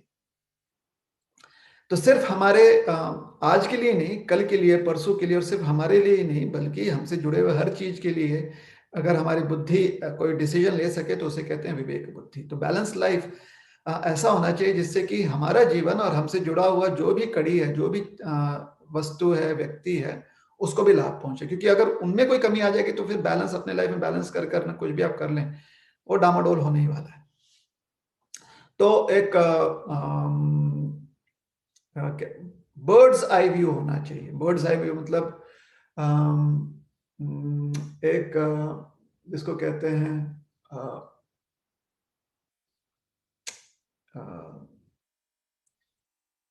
क्या कहेंगे उसे, कंप्लीट या दूरदृष्टि, एक दूरदृष्टि होनी चाहिए। या एक व्यापक इज द गुड वर्ड, हाँ, व्यापक दृष्टि होनी चाहिए कि अगर हमारे जीवन को हमें संतुलित करना है तो हमारे जीवन से जुड़े वस्तु, व्यक्ति, इन पर भी हमें ध्यान देना पड़ेगा, क्योंकि इनका योगदान होता है हमारे जीवन में। तो जो भी योग्य हो चीजों को अपने साथ जोड़ के रखने में, वो हमें करना चाहिए। उसके लिए मेहनत कीजिए, उसके लिए आप प्रयास कीजिए, और जो भी योग्य नहीं है उसकी हमें पहचान होनी चाहिए, और क्योंकि योग्य नहीं है तो फिर हम करेंगे नहीं। तो अपना to do list and not to do मत कीजिए, लेकिन टू बी केयरफुल अबाउट ऐसा लिस्ट, मतलब जिससे कि आप, जिस पर आपको ध्यान रखना है कि उस रास्ते पर हमने नहीं जाना, ठीक है। वो एक बहुत पुराना गाना है हिंदी पिक्चर का, माफ कीजिएगा। कविताएं जो है ज्यादा लोगों को याद नहीं रखती हैं, लेकिन गाने लोगों को याद रहते हैं। कुछ गाना ऐसा है ना कि ये तो हम कृष्ण के संदर्भ में ये सोच रहे हैं, लेकिन ये पिक्चर में तो शायद जो माशुक माशुकाएं हैं, जो प्रेमी प्रेमिकाएं हैं, उनके लिए होती हैं, लेकिन ये एक भक्त कृष्ण के लिए है कि जिस गली में तेरा घर ना हो बालमा, उस गली से हमें तो गुजरना नहीं। जिस गली में तेरा घर ना हो, जो भी, तो जिस गली में एक भक्त बोलता है कि भगवान आपका जहां पर स्मरण नहीं होता उस गली से हमें गुजरना नहीं है। बैलेंस जीवन के लिए भी यही सूत्र लागू होता है। जिस गली से आपका जीवन असंतुलित हो जाए उस गली से आपने गुजरना नहीं है, तो पहले ही वहां पर नो एंट्री का बोर्ड देख लीजिए आप, या लगवा दीजिए आप अपने लिए। अगर इसके लिए ऐसे करने में आपको रोज किसी की सलाह की आवश्यकता है, आपको रोज किसी के मार्गदर्शन की आवश्यकता है, तो लीजिए, रखिए अपने साथ ऐसा है कोई मार्गदर्शक। वो आपका जो है good thoughts for the day हो सकता है, वो आपका मंत्र हो सकता है, आपकी साधना हो सकती है, आपका अध्ययन हो सकता है, या कोई व्यक्ति हो सकता है जिससे आपको मार्गदर्शन मिले, है ना। कभी कभी हमको समझ में नहीं आता ना क्या करना है, तो उस समय हम क्या करते हैं, हनुमान जी को याद करते हैं, या फिर श्याम सुंदर जी को याद करते हैं, ठाकुर जी को याद करते हैं, है ना। तो या फिर जो हमको परीक्षण दिया गया, जो हमको ट्रेनिंग दिया गया उसको याद करते हैं, परीक्षण नहीं, प्रशिक्षण दिया गया है उसको याद करते हैं। तो जो भी चीज, जैसा हमने कहा, वो आपका मंत्र हो, या बस आपने 10 बार जो है लंबी सांस लेनी है और हर 7 सांस के साथ आपने कृष्ण को याद रखना है, या आपको कृष्ण के पैरों पर या हाथ पर जो चिन्ह है उसे याद रखिए, कृष्ण के आप 10 अलग अलग नाम याद रखिए हर सांस के साथ। क्योंकि देखिए ये सारी चीजें टेक्निक इसलिए सिखाई जाती है ताकि आपका मन फोकस हो जाए किसी और चीज पर, जो चीज आपको परेशान कर रही है उससे हटकर कहीं पर फोकस हो जाए। तो कृष्ण का नाम याद, ये जो भी आपके लिए लाभदायी हो उस समय, आप अपने पास 5-6 इन चीजों को रखिए कि अगर जीवन में कुछ असंतुलन हो रहा है, कुछ इम्बैलेंस हो रहा है, तो अपने पास एक पिटारा रखिए, आप एक संदूक रखिए, ये मन का संदूक है, उस संदूक में से कुछ बाहर निकालिए आप। उस संदूक में से आप ये श्वास लेने की प्रणाली बाहर निकालिए, या आप हरे कृष्ण महामंत्र 5 मिनट तक बोलें, वो चीज बाहर निकालिए, या उसमें से आप अपने पिटारे में से एक ऐसी युक्ति निकालिए कि अच्छा अभी मैं अपने मित्र को फोन कर लूं, और हमारे पास तो हमारे परम मित्र कृष्ण है, उनको फोन करने का तरीका हमारे पास है, नामस्मरण, वो कर सकते हैं। तो जो भी आपको उपयोगी हो उसका प्रयोग करें, ताकि आप नो एंट्री का बोर्ड देख सके। उस गली में मत जाइए, उस रास्ते से मत जाइए जिससे कि आपके लाइफ में इम्बैलेंस हो जाए। और देखिए, आप जो प्रश्न पूछ रहे हैं, बहुत सारे लोग बोलेंगे कि वो कैसे पहचाने हम कि कौन से रास्ते पे नहीं जाना है। हम हाथ जोड़कर आपसे कहते हैं कि अगर आपको ये पहचान नहीं हुई है तो वापस से आप चलिए प्राथमिक पाठशाला में चले जाइए, ABCD फिर से सीखिए, सही में फिर से वर्णमाला सीख कर आइए, फिर से व्याकरण सीखिए, नीति के सारे आपकी जो छोटी छोटी कहानियां समझाए जाते थे ना कि एक एक पैसा जोड़कर हमें रखना चाहिए, या आपको जब कोई दूर यात्रा पर जानी है तो जूता पहन कर जाइए, ये सारी चीजें जो सीख दी गई थी ना आपको पहली कक्षा में, दूसरी कक्षा में, फिर से एडमिशन लीजिए। अगर आप ये कहते हैं, आप में से कोई ये कहता है कि हमें तो जी समझ में नहीं आता कि वो न्यू एंट्री का बोर्ड किस रास्ते पर है, समझ सबको आता है लेकिन आदत से मजबूर है ना। जिन लोगों को अपने ही लोभ लालच या अपने ही वासनाओं की वजह से नो एंट्री के बोर्ड को न देखते हुए वन वे ट्रैफिक के उल्टे दिशा में जाना है, वो तो करते ही है काम। ऐसा नहीं कि उनको पता नहीं है, पता है, लेकिन कहेंगे नहीं जी हमको तो हॉस्पिटल पहुंचना था, नहीं जी हमको अब बहुत इमरजेंसी है। अरे ये सारे चीजों के लिए भी आपको रास्ता दिया गया, इमरजेंसी है, एम्बुलेंस, या चिल्लाइए कि इमरजेंसी इमरजेंसी है। लोगों को थोड़ा तो आप सतर्क करवाइए कि आप कुछ गलत आप जो नियम है उसके विरुद्ध जा रहे हो। कहने का अर्थ यह है कि समझ मोटा मोटी सबको होता है कि कहां पर नो एंट्री बोर्ड है उनके जीवन में, लेकिन फिर या तो परिस्थिति से अपने आप को मजबूर करवा लेते हैं कि जी हमारे घर की समस्या ये है, इसकी वजह से, तो परिस्थिति से अपने आप को मजबूर करवा लेते हैं, या फिर आदत से मजबूर हो जाते हैं, आदत के कारण कमजोर पड़ जाते हैं, और जो नो एंट्री वाला बोर्ड है उसके अंदर चले जाते हैं, फिर वहां पे परेशानी होती है, फिर आकर कहते हैं प्रभु जी लाइफ को बैलेंस कैसे करें, हम बताएं। बहुत सरल तरीका है, नो एंट्री, जहां जिस रास्ते नहीं जाना है उस रास्ते मत जाइए, जिस रास्ते जाना है उस रास्ते पर मेहनत करते रहिए, आगे बढ़ते रहिए। और उसमें मेहनत करने के लिए आपको वस्तु और व्यक्ति दोनों पर ध्यान देना है। ऑब्वियसली साथ ही साथ आपको आपके पास एक लक्ष्य भी होना चाहिए ताकि आप उसकी तरफ आगे बढ़ें, लक्ष्य की तरफ आगे बढ़ें। तो क्षमा कीजिएगा, वस्तु और व्यक्ति, बाकी लोग भी तो जुड़े हुए हैं ना आपके जीवन से। तो जैसे आप अपने जीवन में बैलेंस करने का सोच रहे हैं, वो भी बैलेंस करने का ही सोच रहे हैं ना, तो थोड़ी बहुत समझौताएं तो करनी पड़ेंगी ना। उसी प्रकार से वस्तु जो है, वस्तु तो अपने स्वभाव के अनुसार ही कार्य करेगा ना, आप उससे कुछ और कार्य करवाने का प्रयास करेंगे, कैसे करेगा। स्क्वायर पेग इन अ राउंड होल, हाँ, गोल आकार का छिद्र है और उसके अंदर आप चौकोन आकार का कोई कीला ठोकने जा रहे हो तो कैसे जाएगा, वो तकलीफ तो होगी ना। तो वस्तु का सदुपयोग, सही प्रयोग जानना, उसका प्रयोग करना अपने जीवन में, व्यक्तियों के साथ थोड़ा मिलजुल कर रहना ताकि एक दूसरे का हाथ पकड़कर हम आगे बढ़ सकें, और अपने जीवन में जो उचित है उस मार्ग पर ही चलना, जो अनुचित है वहां पर नो एंट्री का बोर्ड लगा देना, उसके तरफ खाली ध्यान देना, एक कदम भी नहीं बढ़ाना उसकी ओर। तो विधि निषेध रखते हुए ही बैलेंस होता है लाइफ में। ये खाने के संदर्भ में भी होता है कि भोजन आहार कैसा हम ग्रहण करें, ये विश्राम के संदर्भ में भी होता है, ये जो है मनोरंजन के संदर्भ में भी होता है। ये नियम जो है विधि और निषेध का, इसी विधि और निषेध, विधि अर्थात जो योग्य करना, निषेध जो नहीं करना चाहिए।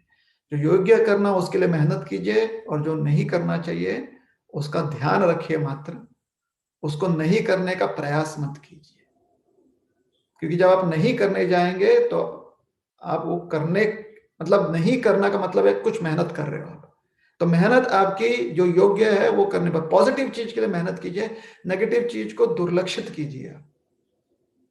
जैसे अगर कोई कहता है कि शराब नहीं पीनी चाहिए, भाई नहीं पीनी चाहिए इसका ये मतलब नहीं कि शराब के ठेके पर जाकर बैठे और कहें कि नहीं पीनी हमने शराब ना। शराब नहीं पीनी है इसका मतलब है कि आप कुछ और पीजिए, पानी पीजिए, शरबत पीजिए, रस पीजिए, तो पॉजिटिव कुछ कीजिए, कुछ सकारात्मक हमेशा कीजिए। नकारात्मक तत्वों को खाली आपका उसकी समझ होनी चाहिए, उस पर ज्यादा ध्यान मत रखिए, ध्यान मत लगाइए उसको, उसके बारे में ज्यादा विचार मत कीजिए, अपने आप छूट जाएगा। दुर्लक्षित चीज है, जिस भी चीज की दुर्लक्ष्य के प्रति दुर्लक्ष्य किया जाता है वो मायूस होकर हमें छोड़ ही देता है, वो चला जाता है। वो जानता है कि यहाँ पर कोई हमें घास नहीं डालेगा, मतलब कोई हमें प्यार नहीं करेगा, तो जो अभद्र चीज है अपने आप दूर चली जाती है हमसे। ठीक है ना? हरे कृष्णा। धन्यवाद प्रभु जी कि विवेक बुद्धि का उपयोग करते हुए विधि और निषेधों का ध्यान रखना है। और अगला प्रश्न अनुजा पचौरी माता जी का है। वो पूछते हैं कि जैसे 3 गुण होते हैं, सत्व गुण, रजोगुण और तमोगुण, तो इन 3 गुणों से परे जाने के लिए उसके लिए हमें क्या करना चाहिए? परे जाना चाहिए। अब आदमी कहता है कि हमारे रास्ते में 3 नाले हैं, तो 3 नाले के पार जाने के लिए क्या करना चाहिए? पार जाइए, रास्ते में संधियां अपने आप मिलेंगे, मतलब आपको रास्ते में जो कुछ चीजों की आवश्यकता पड़ेगी मिलेगी। खाली बैठे रहेंगे और सोचेंगे कि क्या करना चाहिए क्या करना चाहिए, तो थोड़ी आप पार जाएंगे। तो 3 गुणों के पार जाने हैं, तो पार जाने के लिए यात्रा कीजिए। अब यात्रा में पता चलेगा, ठीक है आपको नाम स्मरण करना है, आपको कुछ नियमों का पालन करना है, यात्रा करते करते ये सारी चीजें समझ में आती, करते रहिए जब तक कि आप पार ना चले जाए, तब तक करते रहिए। नाला कितना चौड़ा है उसके ऊपर ना निर्भर करता है कि आपको कितना समय लगेगा उस पार जाने में। तो इसी प्रकार से हमारे जीवन में कितने सारे हमारे डिस्ट्रैक्शंस हैं, कितने सारे हमारे जीवन में अनावश्यक अपेक्षाएं हैं, जब तक हम उसके पार नहीं चले जाएंगे, या वो कितना चौड़ा है, कितनी दूरी का है, उस पर निर्भर करता है कि समय कितना लगेगा। अक्सर लोगों को पूरा जीवन लग जाता है, तो पूरा जीवन जो है प्रयास करते रहिए। एक उदाहरण देते हैं कि एक व्यक्ति जो है ना सीढ़ियों से चढ़कर ऊपर दौड़ते हुए आया, कमरे का दरवाजा खोला और अंदर देखा कि कमरा किस चीज का बना हुआ है, तो उसे समझ में आया कि ओ कमरा तो सोने का बना हुआ है। किसी ने कहा था कि उसको जानना था कि सोना क्या है। सोना जानते हैं? सोना धातु, स्वर्ण। तो दौड़कर कमरे के दरवाजा खोलकर देखा तो कमरे का पूरा कमरा स्वर्ण का बना हुआ था। तो चमकता हुआ थोड़ा सा पीला रंग जो स्वर्ण का था वो देखा। वो देखने के बाद उसे समझ में आ गया, अरे जिस सीढ़ियों से चढ़ रहा था वो भी तो स्वर्ण का ही बना हुआ है। क्योंकि उसको किसी ने कहा था कि स्वर्ण क्या है दरवाजा खोलकर ही पता चलेगा, तो वो वहां पर ही ध्यान दे रहा। किसी ने पहले ही कह दिया था कि सीढ़ियां भी स्वर्ण की बनी हुई थी, शायद उसके ध्यान में आ जाता,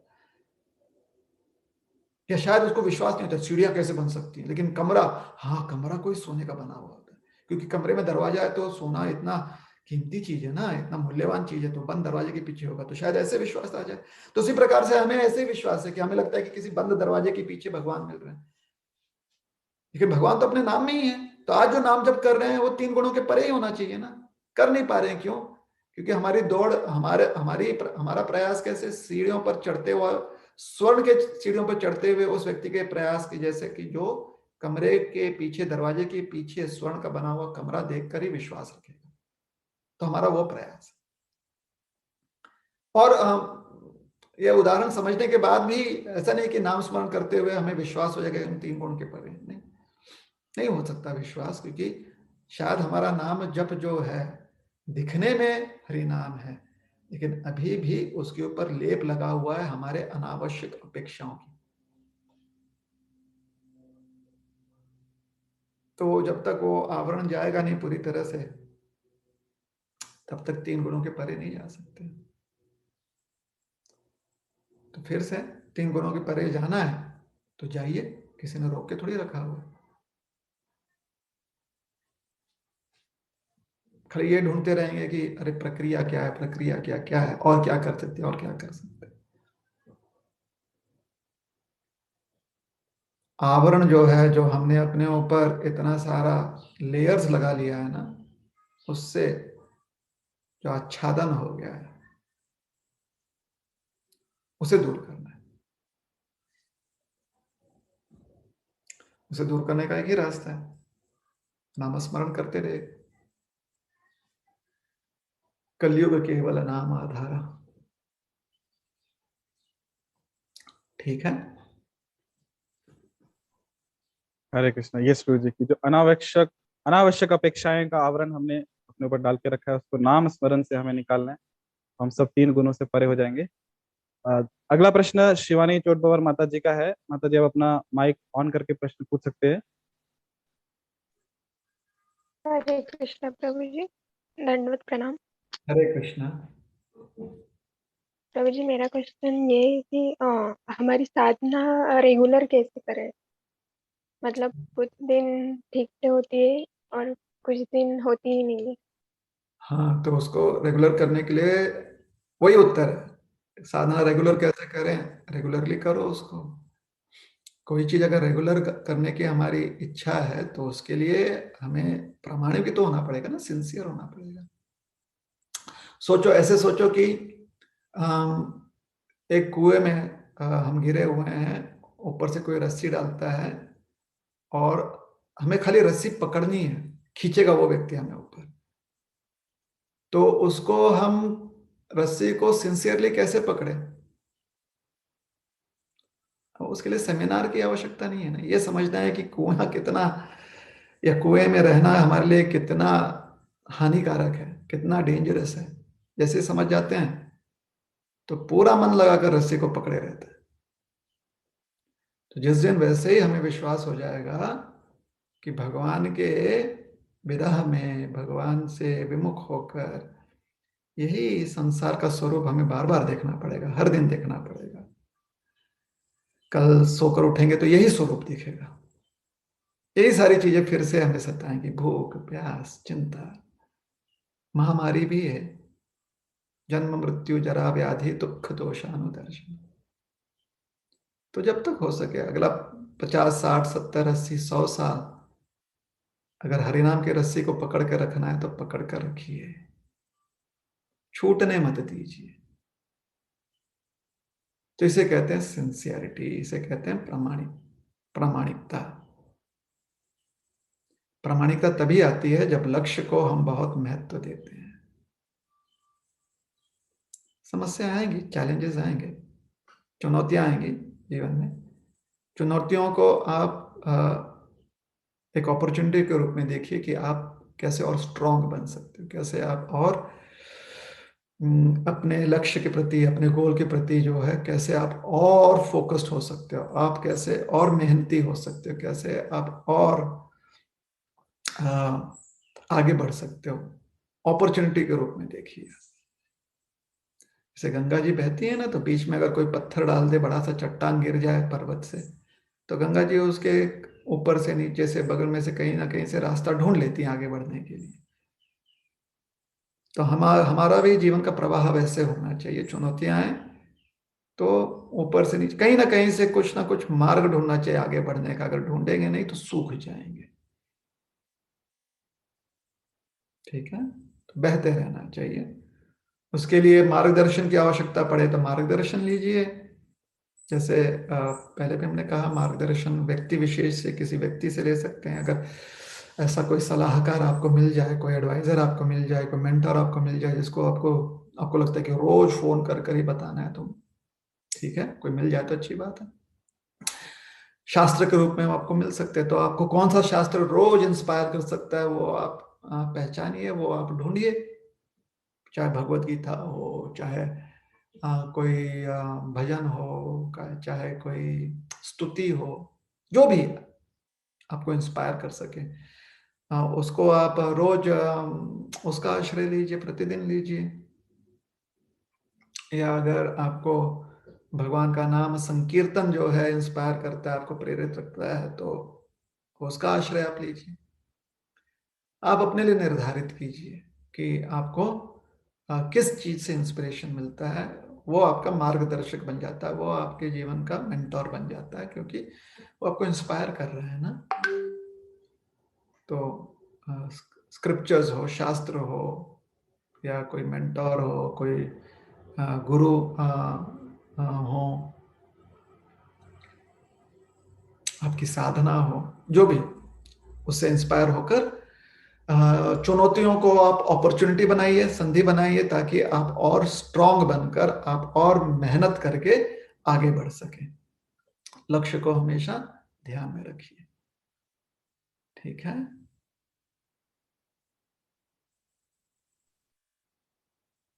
जी प्रभु जी, हरे कृष्ण। कि हरि नाम की जो रस्सी है उसे पकड़ के रखना है, और जो भी चुनौतियां आएंगी उन्हीं में संधियां का ढूंढ के, उनमें अपॉर्चुनिटीज ढूंढ के आगे बढ़ते रहना है। और आश्रय ढूंढना है कि इंस्पिरेशन के, चाहे वो शास्त्र हो गए, कोई गुरु हो गए, साधु हो गए, तो या मेंटर कह सकते हैं हम। तो अगला प्रश्न यहाँ पे है अश्विनी वैष्णव माता जी का। माता जी पूछ रहे हैं कि हर व्यक्ति के साथ हर व्यक्ति के साथ मन, विचार और व्यवहार से अच्छा व्यवहार करने के बावजूद लोग हमारे साथ बुरा व्यवहार करते हैं। क्या ये हमारे पिछले कर्मों के कारण है? यदि हाँ, तो पिछले कर्मों को कैसे साफ करें? यदि नहीं, तो लोग हमारे साथ इतना बुरा व्यवहार क्यों करते हैं, जबकि हम उनके दुश्मन नहीं हैं, हम हमेशा उनकी भलाई के लिए उनके साथ रह रहे हैं? हमें ऐसी स्थिति में क्या प्रतिक्रिया देनी चाहिए, या हमारा क्या व्यवहार होना चाहिए? दो चीज यहाँ पर हमें ध्यान देना है। एक, कि अपने इस जीवन से हम क्या चाहते हैं, और दूसरा, हाँ, हमारा जो प्रारब्ध है उसके प्रति हमें क्या दृष्टिकोण रखना चाहिए। तो पहले हमारे जीवन का लक्ष्य क्या है, इस जीवन से हम क्या चाहते हैं, क्या what do we want from our present life, उस पर ध्यान देना आवश्यक है। दूसरा चीज ये है कि जो कुछ हमारे जीवन में चल रहा है, अगर उसको हम अपने पिछले कर्म फलों के माध्यम से देखें, तो सही दृष्टिकोण क्या है देखने का। तो पहले चीज, अपने इस जीवन से अगर हम यह चाहते हैं कि ऐसा पुनः हमें जन्म मृत्यु का जो चक्रव्यूह है, या जन्म मृत्यु की जो यात्रा है, वो ना प्राप्त हो, यह हमारा आखिरी जीवन हो, तो सबके साथ अच्छा, मतलब जब अच्छा कहते हैं तो अच्छे शब्द की जगह हम ये कहेंगे कि उचित। जैसे कभी कभी डॉक्टर को इंजेक्शन देना पड़ता है ना किसी को, तो जिसको इंजेक्शन दे रहा अगर अच्छा नहीं लगता तो वो कहता है गंदा डॉक्टर। तो इसलिए कहते हैं जो उचित हो, योग्य व्यवहार हो। अगर हमारे जीवन का लक्ष्य यह है कि ये जो जन्म मृत्यु की यात्रा है, ये हमारी आखिरी यात्रा है, इसके उपरांत पुनः हमें ऐसी यात्रा नहीं चाहिए। अगर श्रद्धा रखें ना रखें कि पुनर्जन्म होता है कि नहीं होता है, किसी भी तरह से अगर बाय चांस कि पुनर्जन्म होता है, तो हमें फिर से नहीं चाहिए। उसके लिए आज का जीवन का हमें प्रयोग करना, उस प्रयोग में जो योग्य व्यवहार दूसरे के साथ हमें करना चाहिए। क्यों? क्योंकि उससे हमें लाभ है, उससे हमारे जीवन का जो सही प्रयोग है वो हम कर रहे हैं। हमारे जीवन के जो अवसर संधियां हैं, उसका हम सही प्रयोग कर रहे हैं। तो ये होगी पहली बात, या पहला जो पॉइंट हमने कहा था कि अपने जीवन से हम क्या चाहते हैं। दूसरी चीज, अगर हमारे जीवन में दूसरे लोगों के व्यवहार से हमें कुछ परेशानी हो रही है, तो एक नजरिया ये हो सकता है कि पिछला कर्म हमारा है इसलिए ऐसा हो रहा है। दूसरी हमारी दृष्टिकोण ये हो सकती है कि दूसरे हमारे साथ क्या व्यवहार कर रहे हैं, इसको गौण मानकर हम उनके साथ कैसा व्यवहार कर रहे हैं, इसको श्रेष्ठ माने। कभी कभी जब हमें परेशानी होती है लेकिन हमें कुछ अच्छी चीज मिलती है, तो जिस चीज से परेशानी होती है वो गौण हो जाता है, वो हमारे लिए निम्न हो जाता है, वो सेकेंडरी हो जाता है। जिससे हमें कुछ आनंद मिल रहा है, वो श्रेष्ठ हो जाता है, वो प्राइमरी हो जाता है। उदाहरण के लिए वही, अगर डॉक्टर किसी बच्चे को इंजेक्शन दे रहा है, इंजेक्शन देकर बच्चा रोता है, लेकिन डॉक्टर फिर बच्चे को उसकी मन पसंदीदा एक टॉफी, मिठाई कुछ दे देता है, बच्चा उसको खाता है, और डॉक्टर उसी बीच में फटाफट इंजेक्शन दे देता है और बच्चे को थोड़ी सी तकलीफ होती है, ऊ करता है, लेकिन फिर वो मिठाई खाने में इतना मग्न होता है कि जो चीज जिसके लिए वो बिना मिठाई के अगर इंजेक्शन दिया जाता तो इतना रोता, मिठाई खाते हुए खाली ऊ करता है बस। तो उसी प्रकार से अगर हमें जीवन में जो दूसरे लोगों के बुरे व्यवहार की वजह से ये सारे इंजेक्शन मिल रहे हैं ना, जिससे तकलीफ हो रही है, तो अगर हमें कोई मिठाई मिल जा रहा, हमें मिठाई तो हमारे पास है, क्या मिठाई है? जो अच्छा व्यवहार हम कर रहे हैं, हमें अच्छा लगता है ना करने में। जब भी कोई चीज हम करते हैं जो हमें लगता है कि अच्छा है, तो मन संतुष्ट होता है उससे। जो अच्छा व्यवहार कर रहे हैं उसका चिंतन करें, तो जो हमारे साथ बुरा हो रहा है वो गौण हो जाएगा और जो हमने अच्छा किया वो श्रेष्ठ हो जाएगा। और यही एक बुद्धिमान व्यक्ति की पहचान होती है। बुद्धिमान व्यक्ति अपने व्यवहार से संतुष्ट होता है, दूसरे के व्यवहारों से मायूस न हो इसका ध्यान रखता है। बुद्धिमान व्यक्ति यही करता है ना। सोचिए कोई बच्चा परीक्षा दे रहा है, जो लोग देते हैं ना कॉम्पिटिटिव एग्जाम, कभी कभी देखते हैं तीसरी बार दे रहे हैं, चौथी बार दे रहे हैं, तो पहली बार जब दिया और जो असफलता हुई, उस असफलता से मायूस नहीं हुए। वो जो मायूस होते हैं फिर वो दूसरी बार नहीं दे पाते वो परीक्षा, क्योंकि ये बच्चे जो हैं, आप कह सकते हैं कि ये थोड़े से बड़े जिगर वाले हैं। तो ऐसे बड़े जिगर वाला हमें बनना है, बड़ा मतलब थोड़ा सा वापस धैर्य और करेज, शौर्य दोनों होना चाहिए हमें।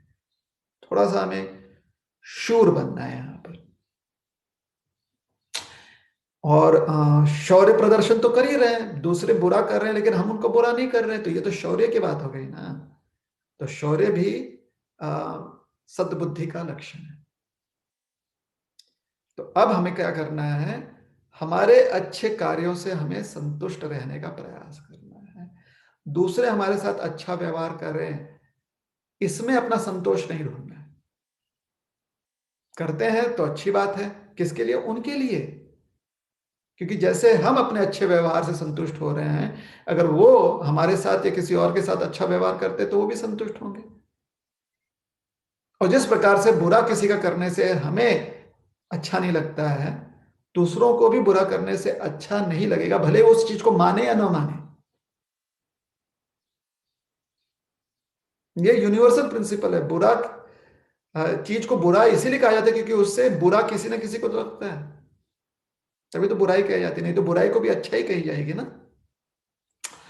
तो भले वो व्यक्ति उसको उसके बुराई करने से उसको जो बुरा लग रहा है उस चीज को अपनाए या ना अपनाए, भले वो कहे कि नहीं नहीं मुझे करने में मुझे आनंद आ रहा है, भले वो माने ना माने, लेकिन बुरा करने से बुरा फील होता है, बुरा होता भी है।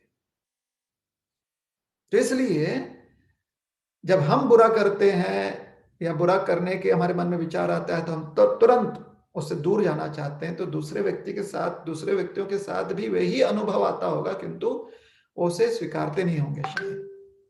अच्छा करने से जो हमें अच्छा लगता है, दूसरा व्यक्ति भी वही अनुभव करेगा।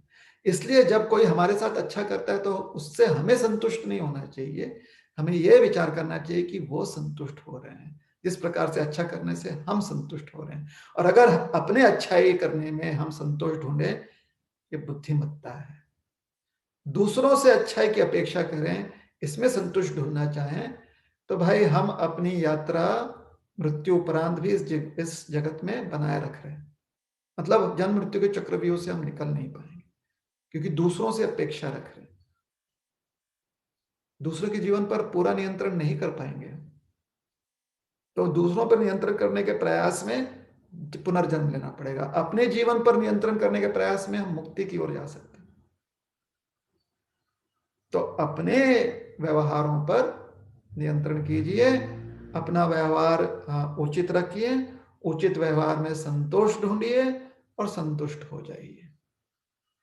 तो प्रारब्ध को किस दृष्टिकोण से देखना चाहिए कि हमारा प्रारब्ध इतना अच्छा है, हमारे कर्मफल, पिछले कर्मफल इतने अच्छे हैं कि आज हमें बहुत ही चुनौतीजनक परिस्थितियों में, चैलेंजिंग सिचुएशंस में भी अच्छाई करने का हमें सद्बुद्धि और हमें अवसर दे रहे हैं। ये हमारे कर्म फलों का रिजल्ट है ना, नतीजा है ना, हमारे पिछले कर्मों का ये फल है कि अच्छाई करने की आज हमें संधि प्राप्त है। तो खुश हो जाइए, पिछला कर्म अभी अब हमारा अच्छा ही होगा, तभी तो आज हम ऐसा संधि प्राप्त कर रहे हैं। और आज ऐसा कर्म करते हुए भी संतुष्ट हो जाइए, खुश हो जाइए कि अच्छा कर रहे हैं। दुख कहाँ है? जो व्यक्ति प्रकाश की तरफ ही मुंह रखेगा, अंधकार तो उसके पीछे रहेगा ना। तो जो व्यक्ति अपने अच्छाई में ही संतुष्टि ढूंढेगा, असंतोष उसके या अज्ञान या दुख जो है उसके पीछे रहेगा, थोड़ी उसके सामने दिखाई देगा, वो तो परछाई रूप में पीछे रहेगा। ठीक है?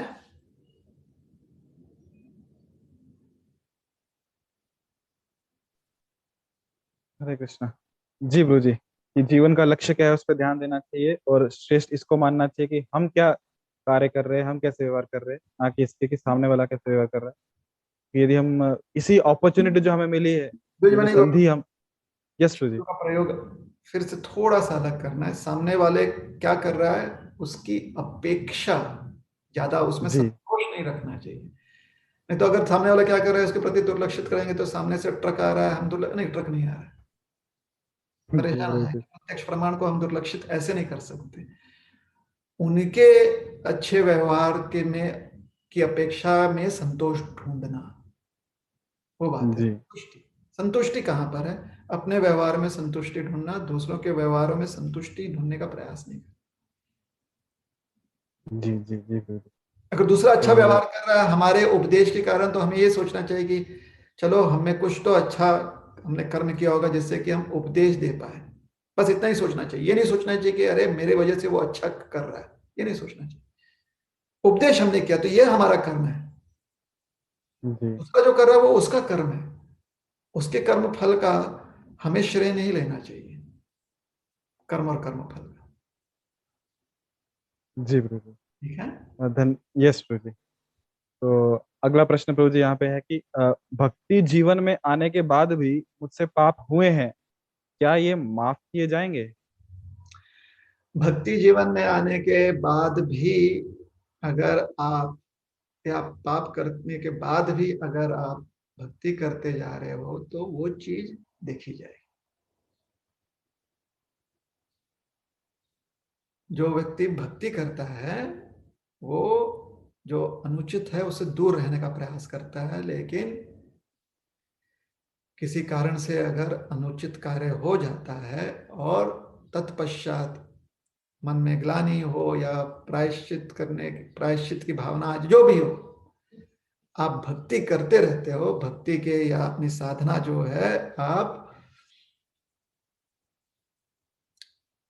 योग्य व्यवहार रखते हुए कंटिन्यू करते हो, जारी रखते हो, तो वो चीज देखी जाएगी।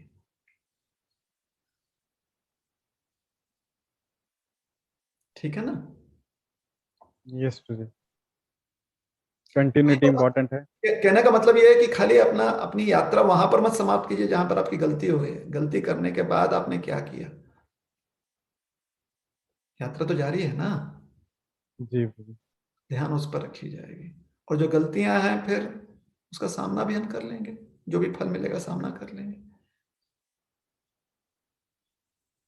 अब सोचो जी कि प्रभु जी, कहीं पर हम गिर गए, हाथ टूट गया, फ्रैक्चर हो गया, थोड़ा सा जुड़ने में भी पूरी तरह से ठीक से मतलब जुड़ गया है लेकिन पूरी शक्ति नहीं है हाथ में, तो जितने बार भी उस हाथ से काम करेंगे शक्ति थोड़ी कम पड़ेगी ना। कोई बात नहीं, सामना कर लेंगे स्थितियों का। कम शक्ति है हाथ में लेकिन करेंगे काम। तो वैसे ही कोई पाप करने से कुछ ना कुछ तो हमारे जीवन में परिणाम तो आएगा ही। कोई बात नहीं, फिर भी जो है सत्य मार्ग पर चलेंगे और सामना करेंगे। जो भी परिणाम आएगा उसे अपनाएंगे, लेकिन भगवान के चरणों को हम हमेशा स्मरण करेंगे, कभी त्यागेंगे नहीं। तो ये चीज ध्यान में रखी जाएगी कि भगवान का चरणाश्रय जो है वो हमने ग्रहण किया हुआ है, उसे रखा हुआ है, और जो भी परिणाम आएगा अपने गलतियों का, पाप का, उसको हम स्वीकार करेंगे। ठीक है? यस प्रभु जी। प्रभु जी, अगला प्रश्न शैलेश चौहान जी का है। वो पूछ रहे कि चिड़चिड़पन से कैसे बचें। अच्छा, जब भी कोई ऐसे प्रश्न पूछता है, और जितने बार भी पूछेगा, हर बार हमारा उत्तर यही रहेगा कि जब भी आप अच्छा व्यवहार करते हो, ये ढूंढिए कि वो अच्छा व्यवहार करने के पीछे कारण क्या था। अभी यहां पर है ना, चिड़चिड़ा व्यक्ति हो जाता है, तो उससे कैसे बचे व्यक्ति, प्रश्न ये है। तो ये मत ढूंढिए ज्यादा, इसमें ज्यादा समय मत लगाइए कि आप चिड़चिड़े क्यों बनते हैं या चिड़चिड़ क्यों करते हैं। इसमें ज्यादा समय नहीं, इसमें थोड़ा सा समय कि हाँ मैं चिड़चिड़ करता हूं, मुझे नहीं करना चाहिए। समय इसमें लगाइए कि जब आप चिड़चिड़ नहीं करते हो, अर्थात जब आपका व्यवहार अच्छा होता है, तो अच्छा व्यवहार के पीछे क्या क्या कारण होते हैं, उन कारणों पर ज्यादा ध्यान दीजिए। क्योंकि जितना आप उन कारणों पर ज्यादा ध्यान देंगे, उतना आप अच्छा व्यवहार और करेंगे। और अगर आप अच्छा व्यवहार कर रहे हैं, तो अपने आप चिड़चिड़ापन चला जाएगा अपने आप। समय नहीं बचता ना चिड़चिड़ा होने का। तो अगर कोई किसी ने कुछ कह दिया, उससे आप में चिड़चिड़ापन आ गया, आप चिड़चिड़ करने लगे, या कुछ चीज आपके मनानुसार नहीं हुई तो चिड़चिड़ करने लगे, तो यह विचार कीजिए कि जब चीजें आपके मनानुसार चल रही थी, तो वो चीजें आपके मनानुसार क्यों चल रही थी, उस समय उसके कारण क्या थे, और इस चीज में जो आप चाहते थे वो बात क्यों नहीं हुई, तो आपकी गलती कहां पर है, कमी कहां पर होगी, उसे देखिए, सुधारिए। वो अगर सुधर गई वो चीज, वो गलती अगर आप उसकी भरपाई हो गई, वो गलती आपने फिर से नहीं किया, तो वही काम बिना गलती का आप करेंगे, तो आप खुश हो जाएंगे। तो बजाय इसके कि हम चिड़चिड़ करें या ये ढूंढें कि भाई चिड़चिड़ से कैसे बच सकें, ये विचार कीजिए कि आप खुश कब रहते हैं। और जब भी कोई काम आपके मन के अनुसार नहीं होता है, तो कौन से कारण है जिसकी वजह से नहीं होता, और उस कारणों को दूर रखने के लिए आप क्या कर सकते हो, ऐसे विचार कीजिए। क्योंकि अगर आप उन कारणों को दूर रखोगे, तो आप खुश हो जाओगे। कभी कभी आदमी क्या सोचता है ना, कैसे कैसे मन जो है नेगेटिव हमेशा होता है, नकारात्मक की भावना की ओर कैसे जाता है। आदमी क्या सोचता है कि जब कोई चीज मेरे मन के अनुसार नहीं होती है, तब मैं चिड़चिड़ करता हूं। इसलिए चिड़चिड़ न करने के लिए मुझे देखना चाहिए कि कैसे जो मैं प्राप्त करना चाहता हूं वो प्राप्त कर सकूं। चिड़चिड़ न करने के लिए आप वो काम मत कीजिए, खुश रहने के लिए वो काम कीजिए। चिड़चिड़ न करने के लिए आप काम करेंगे, तो आपके मन में चिड़चिड़ क्या होता है वो संदर्भ रह जाएगा। खुश रहने के लिए आप काम करेंगे, तो खुश क्या होता है, आनंद क्या होती है, खुशी क्या होती है, आनंद क्या होता है, वो संदर्भ रह जाएगा। मन को हमेशा सकारात्मक वृत्ति में रखना बहुत आवश्यक है। Always be positive, be negative नहीं। ये ब्लड ग्रुप नहीं चाहिए हमें, बी नेगेटिव वाला थॉट प्रोसेस ब्लड ग्रुप नहीं चाहिए अपने लाइफ में। बी पॉजिटिव वाला हमें ब्लड ग्रुप चाहिए अपने लाइफ में। तो बी पॉजिटिव कैसे, वही चीज है, चिड़चिड़ ना हो उसके लिए कारण ढूंढना, या खुश रहें उसके लिए कारण ढूंढना। खुश रहने के लिए जो गलतियां हैं उसको ना दोहराना, या चिड़चिड़ ना हो उसके लिए जो गलतियां की वो ना दोहराना। तो कैसे हम उस चीज को अप्रोच करते हैं हम पर निर्भर करता है।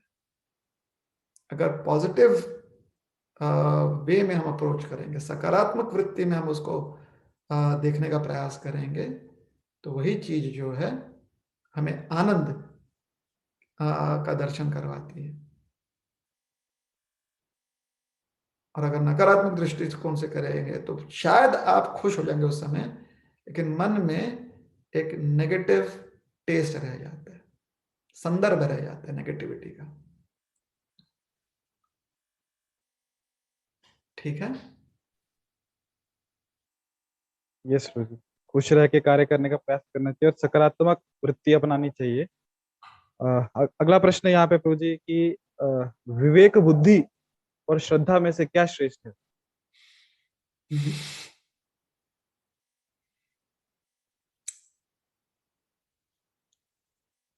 ये तो ऐसी बात हो गई ना कि सांस लेने और सांस त्यागने में क्या श्रेष्ठ है? श्वास और निश्वास में क्या श्रेष्ठ है? भाई दोनों जो आवश्यक है। सांस लेकर खाली रोक कर रखेंगे तो उससे थोड़ी संतुष्ट हो जाएंगे, खुश हो जाएंगे। तो उसी प्रकार से विवेक बुद्धि और श्रद्धा दोनों ही आवश्यक है। श्रद्धा आपके विवेक बुद्धि को एक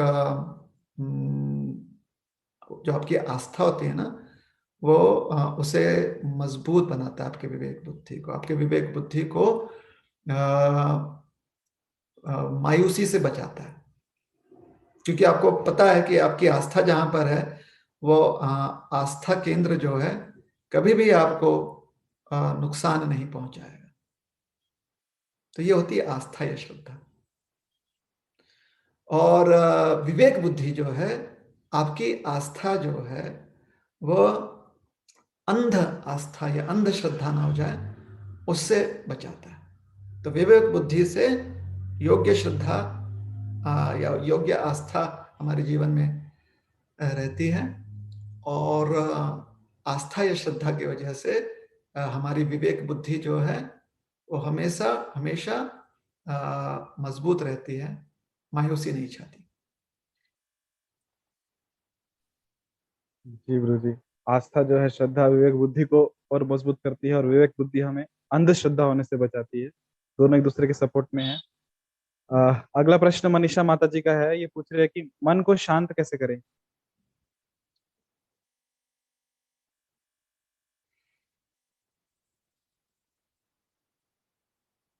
दो तरीके हैं। उपनिषदों में समझाया गया है कि मन को अगर शांत करना है, उसे मुक्त करना है, तो मुक्त्याय निर्विषय संगे। जब विषयों से मन को दूर कर दें, विशेष करके उन विषयों से जिससे कि मन परेशान हो जाता है। विषय मतलब ऑब्जेक्ट, विषय मतलब जिस चीज में मन लग रहा है उसे कहते हैं विषय, या ऑब्जेक्टिव कह लीजिए, पर्पस कह लीजिए। तो उन पर्पसेस से या उन ऑब्जेक्टिव से मन को दूर रखना है जिससे कि मन परेशान हो जाता है। तो मुक्ति एवं निर्विषयी मन स्थिर हो जाएगा। और दूसरी चीज जो ध्यान में रखनी है वो है मंत्र, मनस्त्रायते मंत्र। जो मन को त्रास तकलीफ से दूर करता है उसे मंत्र कहते हैं। तो विधि ये है, मंत्र जाप कीजिए। निषेध ये है, उन विषयों से दूर रहिए जो मन को परेशान करते हैं।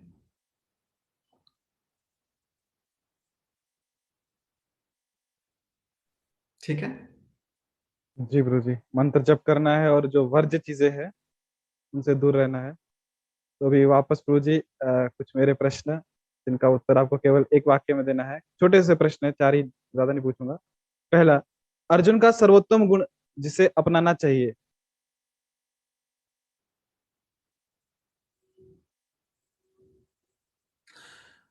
हम्म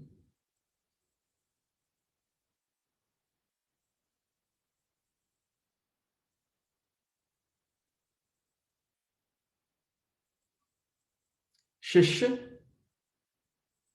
सॉरी गुरु जी। शिष्य, शिष्य जी होने का, गुरु जी। बीइंग अ जी, डिसाइपल। यस गुरु जी। और यदि कृष्ण को एक वाक्य में बताना चाहें तो? तो बता दिया ना, रसराज। एक शब्द, एक वाक्य। एक वाक्य, रसराज श्री कृष्ण। जी प्रभु जी। और भगवत गीता का सबसे महत्वपूर्ण संदेश जिसे जीवन में कभी भी नहीं भूलना चाहिए?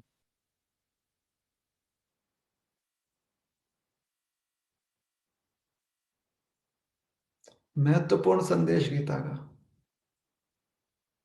जी।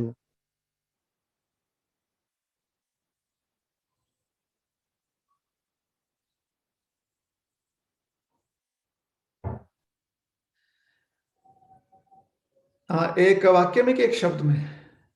वाक्य प्रभु जी। एक शब्द में अगर कहा जाए तो सेवा, जी और अगर उसको और अच्छे से मतलब 2 शब्द जोड़ा जाए तो जिसे कहते हैं अनमोटिवेटेड, अहेतु की सेवा। एक वाक्य में अगर कहा जाए तो और मैं ज्यादा प्रेफर करता हूं एक वाक्य, तो एक वाक्य में भगवद गीता का महत्वपूर्ण संदेश है, विनम्र जिज्ञासा तत्पश्चात अहेतु की सेवा। जी प्रभु जी। और प्रभु जी, यदि भगवत गीता का एक ही अध्याय चुनना हो, सबसे महत्वपूर्ण अध्याय जिसे अवश्य पढ़ना चाहिए।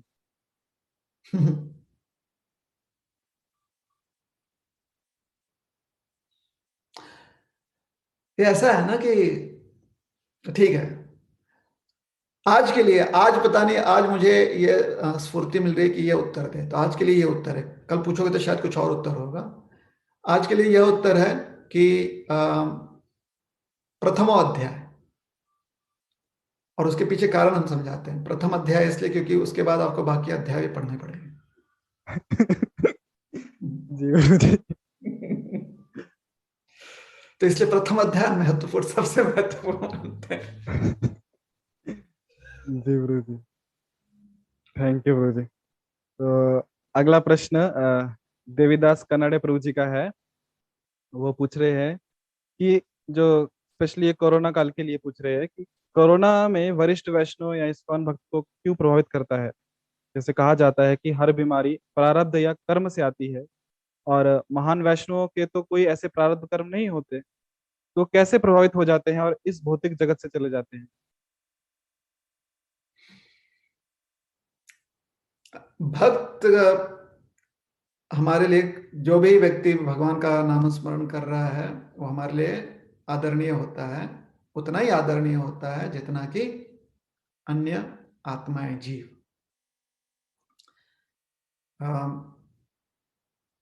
अगर हम में इतनी क्षमता है कि हम महान भक्तों को पहचान पाते हैं, तो उतनी एक कम से कम वैसी दृष्टि हमारे पास, महानता जानने की दृष्टि हमारे पास होनी चाहिए।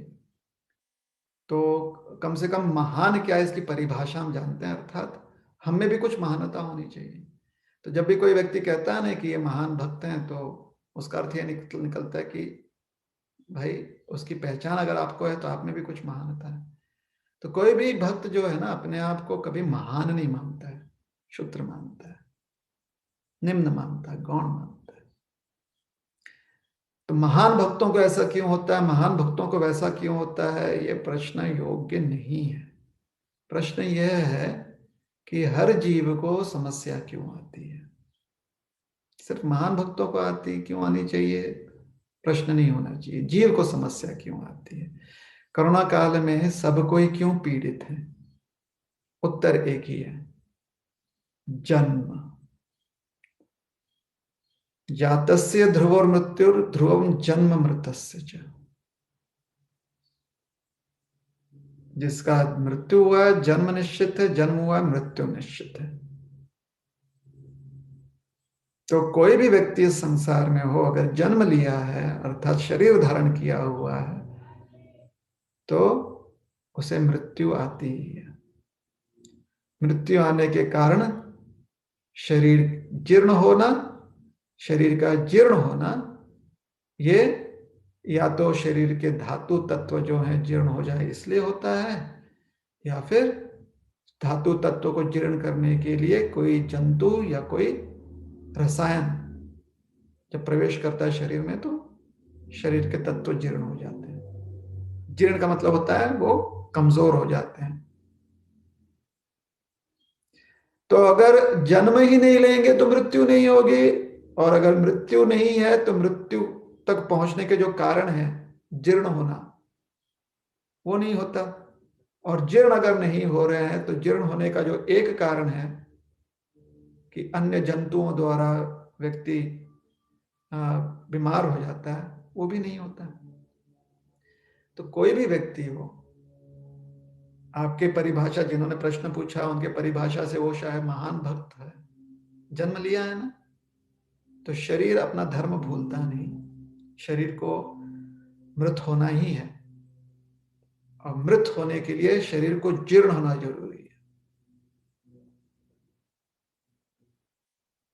तो परेशानी आती क्यों है, यह मूलतः प्रश्न होना चाहिए। भेद नहीं करना चाहिए कि महान भक्तों को भी क्यों आती है, जबकि वो जो भी हम सोचते हैं, हमारे मन से लगता है कि वो तो परे हैं, ये है वो है। शरीर अगर धारण किया है तो शरीर की जो यात्रा है वो तो होने ही वाली है। तो परेशान इससे नहीं हुई है, परेशान इस बात से हुई है कि इस संसार में जन्म मृत्यु से, जरा और व्याधि बीमारी से हर कोई पीड़ित है। इस समस्या का हल क्या है? जैसे इस चीज से आप परेशान होंगे तो हल पर आपका ध्यान जाएगा। हल मतलब उससे मुक्त होने का मार्ग क्या है। मुक्ति के मार्ग में आप लग जाएंगे तो आप भी जो है जन्म मृत्यु से मुक्त हो जाएंगे, और जो जिनको हम महान मानते हैं या अन्यथा जो महान नहीं है, वो शायद हमारे उदाहरण से या अन्य लोगों के उदाहरण से या स्वयं के अनुभव से भी जन्म मृत्यु से चक्र से मुक्त हो जाएंगे। तो जन्म मृत्यु के चक्र से मुक्त होने के लिए जो हम प्रक्रिया करते हैं उस पर पूरा ध्यान लगाएं। सेवा हम श्री भगवान की करें। श्री भगवान की सेवा पूरी अच्छे से तभी होती है जब भगवान की सेवा करने वाले अन्य लोग भी जो है सेवा कर पाए। इसलिए हम भक्तों के सानिध्य में रहकर उनकी सेवा करते हैं। कुछ लोग इसलिए भक्तों के प्रति ना, उनको लगता है कि गुरुजनों के, महात्माओं की सेवा करने से हमें लाभ मिलेगा, या ये सेवा महान सेवा है, गुरु सेवा करने से भगवान की सेवा हो जाती है, महात्माओं की सेवा करने से भगवान की सेवा हो जाती है। ऐसी मान्यताएं हैं संसार में।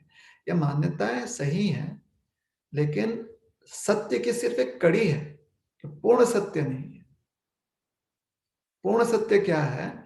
जब हम गुरुओं की सेवा, महात्माओं की सेवा करते हैं तो वो जो भगवान की सेवा कर रहे हैं उस सेवा में उन्हें शायद, या उनकी सेवा शायद और सुचारू रूप से हो जाती हो, या फिर उनकी सेवा जो है उसका दर्शन हम कर पाते। जब उनकी सेवा करते तो उनको सेवा करते हुए हम देख पाते, और फिर हमें प्रेरणा मिलती है कि हम सेवा कैसे करें। तो ये पूर्ण सत्य है। लेकिन क्या करें, लोग जो है आधे अधूरे सत्य के साथ ही रह लेते हैं संसार में। भक्तों की सेवा करने से, या महान भक्त हैं तो उन्हें तो परेशानी नहीं होनी चाहिए। महान भक्त हैं तो किस प्रकार से परेशानियों में भी सेवा कर रहे हैं, बीमार होते हुए भी भगवान में कैसे आस्था रखे हुए हैं, वो सीखना चाहिए हमें। डरना नहीं चाहिए कि अरे शरीर है तो कहीं कभी ना कभी मृत्यु होगी। वो मृत्यु कितनी पीड़ाजनक हो या नहीं हो, हमें क्या पता। पीड़ा क्या होती है, जैसे हमने बताया ना, एक बच्चे को इंजेक्शन लग रहा है, उसका ध्यान कहीं और भटक गया तो उसकी पीड़ा कम हो जाती है। इंजेक्शन लगने की पीड़ा कम हो जाती है। तो उसी प्रकार से जिस व्यक्ति का मन भगवान में रम गया है, उसका शरीर में उसे श्वास लेने में तकलीफ हो रही है, लेकिन उसका मन क्योंकि कहीं और रमा हुआ है, तो उसको वो जो शरीर की तकलीफ हो रही है वो उसके लिए, उस व्यक्ति के लिए गौण हो जाती है। दिखता नहीं, दिखाई तो यही देता है कि सांस लेने में तकलीफ हो रही है, वो तड़प रहा है। ये शरीर तो तड़पेगा ही ना। अगर आप सांस नहीं ले पाएंगे तो शरीर तो तड़पेगा ना। मन कहीं और लगा हुआ है। जैसे इंजेक्शन लगता है तो हाथ तो हिलेगा ही ना, ऊफ तो निकलेगी ही ना, लेकिन मन कहीं और लगा हुआ है ना।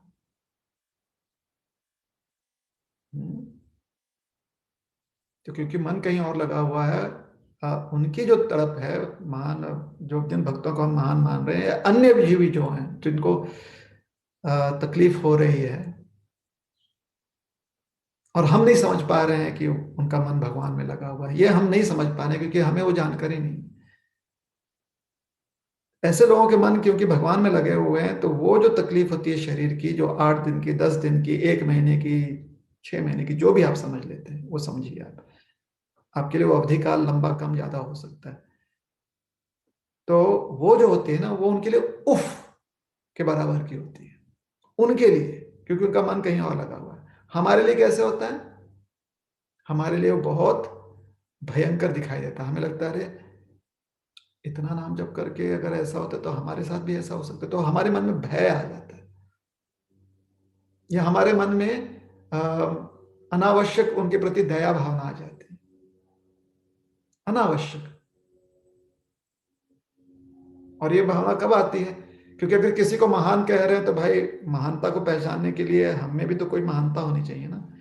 तो भक्त कभी अपने आप को महान समझता नहीं है, गौण समझता है, दूसरों सबको आदर देता है। जो भगवान का नाम ले रहे हैं उनकी संगति करता है, जो भगवान से विमुख हैं उनको भगवान के उनको प्रचार करने का प्रयास करता है या ज्ञान बांटने का प्रयास करता है, लेकिन वो बहुत ही अगर विमुख हैं, बहुत ही अगर ईर्ष्या करते हैं तो उनसे दूर रहता है।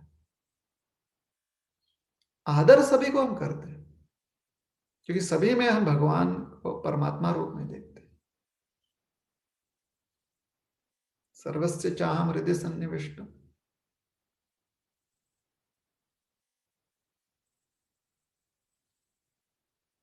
भगवान सबके हृदय में, तो जिसके भी हृदय में भगवान है वो महान तो हो ही गया ना। कहीं पर भी हम जाते हैं, सोचिए कहीं पर हम जा रहे हैं, किसी गांव में जाते हैं, वहां पर मंदिर देखते हैं हमारे श्याम सुंदर जी ठाकुर जी वहां पर है, तुरंत नतमस्तक हो जाते हैं, दंडवत करते हैं कि नहीं करते? हम नहीं जानते उस मंदिर के बारे में, लेकिन देख लेते हैं, अरे श्याम सुंदर जी यहाँ पर है, ठाकुर जी यहाँ पर, दंडवत करते हैं। तो वैसे ही जिस किसी भी जीव को हम देखते हैं तो हम देखते हैं, अरे ये तो मंदिर है, यहाँ पर ठाकुर जी विराजमान है हृदय में, नतमस्तक करते हैं। तो भेद करने की कहां बात आ गई? अपने आप को हमेशा गौण समझते रहें। जो लोग भगवान की सेवा कर रहे हैं उनका हमेशा संगति प्राप्त करें, वो गुरुजन हो, उपदेशक हो, संगति ले उनसे, जिससे कि हमें प्रेरणा मिले कि हम अपनी साधना अच्छे से कर सकें। इससे ज्यादा हमें किसी को हमारी उपाधि देने से थोड़ी किसी की उपाधि हो जाती है कि हमने उनको महानता की उपाधि दे दी तो महान बन गए। इतनी क्षमता हमें नहीं है। हमें तो बस इतनी क्षमता है कि उनसे बहुत ज्यादा प्रेरणा मिल रही है, बस इतनी क्षमता है कि बहुत ज्यादा प्रेरणा मिल रही है, उस प्रेरणा को ग्रहण करें और आदर सम्मान दें। जो व्यक्ति सभी को आदर सम्मान देता है, वास्तव में जिससे बहुत प्रेरणा मिलती है, उनको तो देगा ही ना।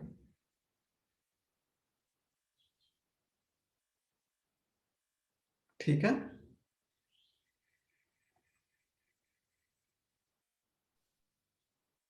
जी प्रभु जी, हमें हमारी तरफ से उपाधि देने का प्रयत्न नहीं करना चाहिए, जहाँ से जितना इंस्पिरेशन मिल रहा है वो इंस्पिरेशन लेना चाहिए।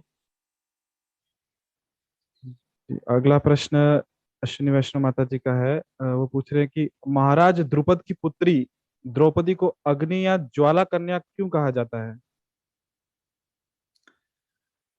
महाभारत में व्यासदेव जी समझाते हैं कि वो द्रुपद महाराज एक यज्ञ करा रहे थे, तो उन्हें एक पुत्र चाहिए था। तो उन्हें पुत्र प्राप्ति हो गई और उस यज्ञ का फल ऐसा हुआ था कि उससे एक उन्हें सुपुत्र भी प्राप्त होनी थी, क्योंकि जो उन्होंने इच्छा व्यक्त की थी ना कि वो द्रोणाचार्य जी पर प्रभावी होना चाहते थे, तो वो पूरी तरह से इच्छा पूर्ण होने के लिए, शायद द्रुपद जी को पता नहीं था ये, क्योंकि उनकी उतनी समझ उस समय उतनी नहीं थी, लेकिन जो यज्ञ हुआ था तो यज्ञ का जो फल मिलता है ना, तो यज्ञ का फल प्रदान करने वाले जो भी वरिष्ठ साक्षात प्रभु ही है, भगवान ही यज्ञ पुरुष, तो वो जानते थे कि द्रौपदी जी का भी वहां पर एक उनका भी एक महत्वपूर्ण योगदान है। तो इसलिए उस यज्ञ कुंड में से द्रौपदी प्राप्त हुई, ऐसे व्यासदेव जी समझाते हैं उस यज्ञ में। और इसलिए शायद उन्हें कहा जाता है कि वो यज्ञ पुत्री हैं या अग्नि पुत्री हैं।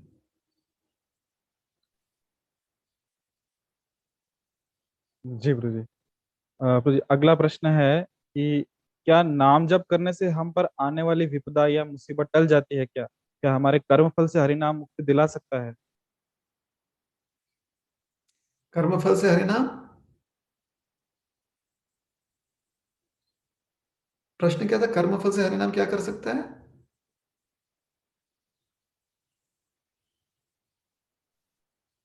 प्रश्न ये था कि क्या हमारे कर्म फल से हरि नाम मुक्ति दिला सकता है? मुक्ति दिला सकता है। निश्चित रूप से भगवान के नाम जप करने से हमारे कर्म फल से मुक्ति मिल सकती है,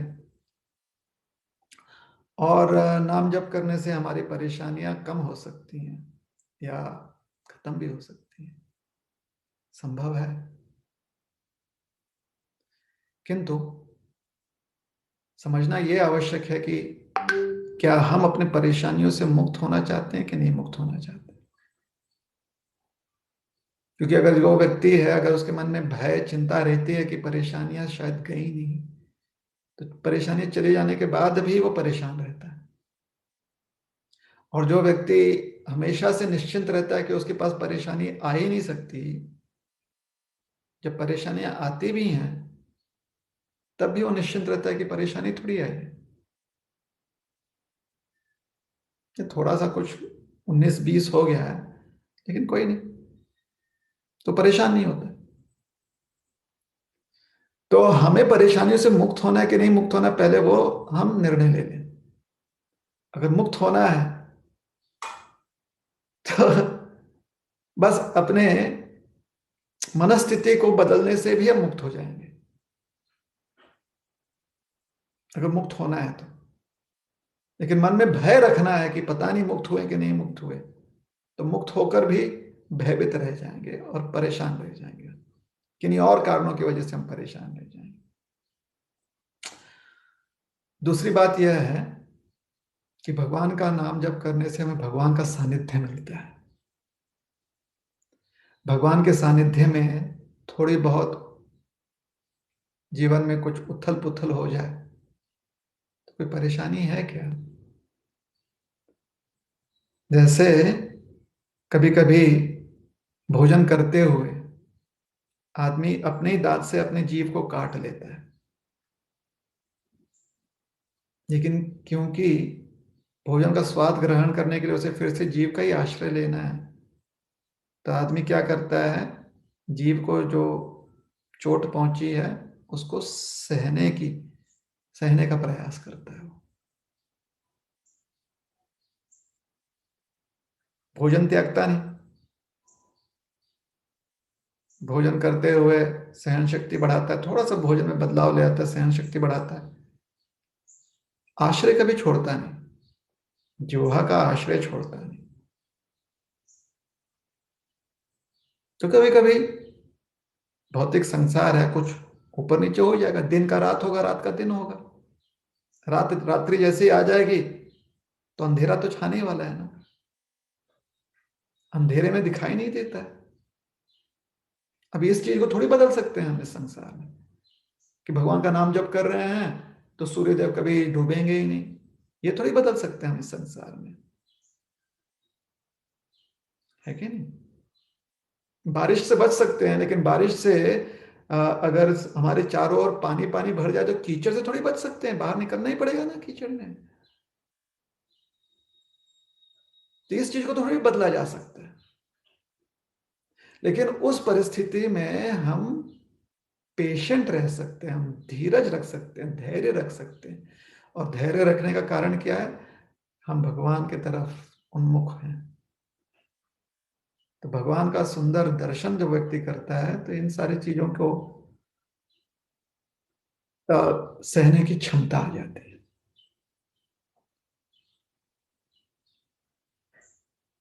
जैसे जब किसी व्यक्ति को बहुत अच्छा रिजल्ट मिलता है ना, फर्स्ट आ जाता है पूरे स्टेट में, ऑल इंडिया रैंक उसको फर्स्ट मिल जाता है, तो रिजल्ट लेने के लिए उसको लाइन में धूप में खड़ा रहना पड़ता है, लेकिन वो ठीक है, पसीना पसीना हो जाता है, उसमें उसके मन में उत्साह है, हाथ में कब मेरा रिजल्ट आएगा, प्रिंटेड फॉर्म में कब मिलेगा, उसके लिए वो कर रहता है। तो उसी प्रकार से भगवान का सानिध्य जब होता है हरि नाम के रूप में, तो वो इतना आनंददायी होता है कि जीवन की जो ऊंच नीच होती हैं, जिसको कभी कभी हम परेशानी, तकलीफ कहते हैं, चिंता कहते हैं, उस ऊंच नीच के पसीने छूटते हुए भी धैर्य रखते हुए भगवान के आश्रय का जो हमें छत्र छाया प्राप्त है, पसीने छूट रहे हैं लेकिन आश्रय का जो छत्र छाया प्राप्त है, हाँ, उसमें हम संतुष्ट रहते हैं। ठीक है।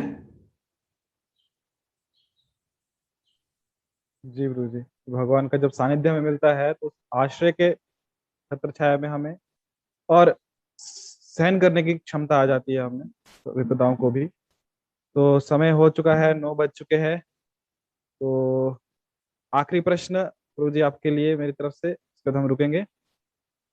ये एक सलाह, एक मशवरा, एक one word advice difficult times के लिए, जिंदगी में जब मुश्किल हालात आते हैं।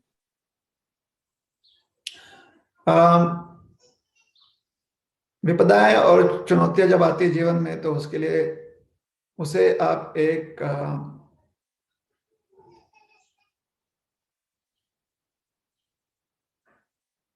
चैलेंज के रूप में लीजिए, चुनौती के रूप में, चैलेंज, सामना, थैंक यू गुरु जी।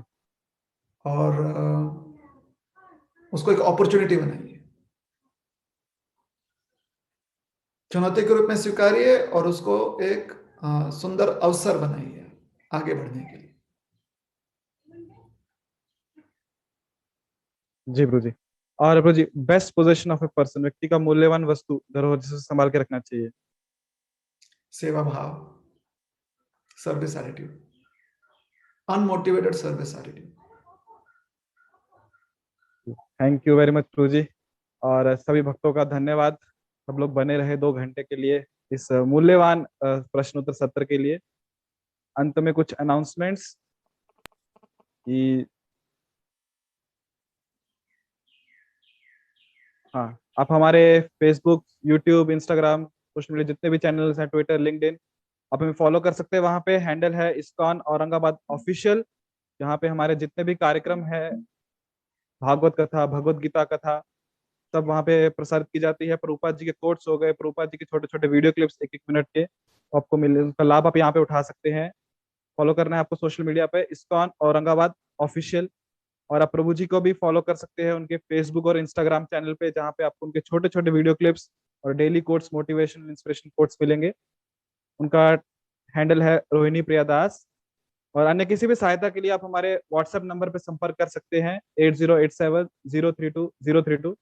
अब अपना नाम या केवल हरे कृष्णा भी आपने व्हाट्सएप नंबर पे मैसेज कर दिया, तो आपको एक लिंक आ जाएगा, आप उस लिंक पे क्लिक करके, आप उस लिंक पे टच करके आप ग्रुप में ज्वाइन हो सकते हैं।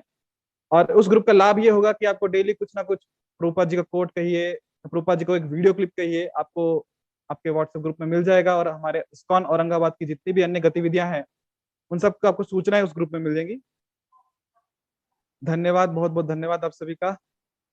हरे कृष्णा।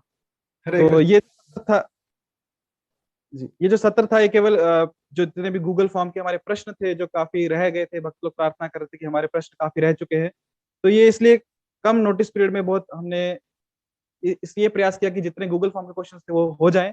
अगली बार हम वापस मिलेंगे तो जो लाइव क्वेश्चंस हैं, जो डिवोटीज लाइव पूछना चाहते हैं, उनको भी एक अवसर दिया जाएगा। तो मैं क्षमा चाहता हूँ यहाँ पे कि लाइव डिवोटीज को उतना चांस नहीं दिया गया, क्योंकि गूगल फॉर्म के काफी क्वेश्चंस पेंडिंग थे। तो यहाँ हम रुकेंगे, अगली बार वापस मिलेंगे सब भक्तों के साथ, प्रभु जी के साथ। हरे कृष्णा। श्रील प्रभुपाद की जय। हरे कृष्णा।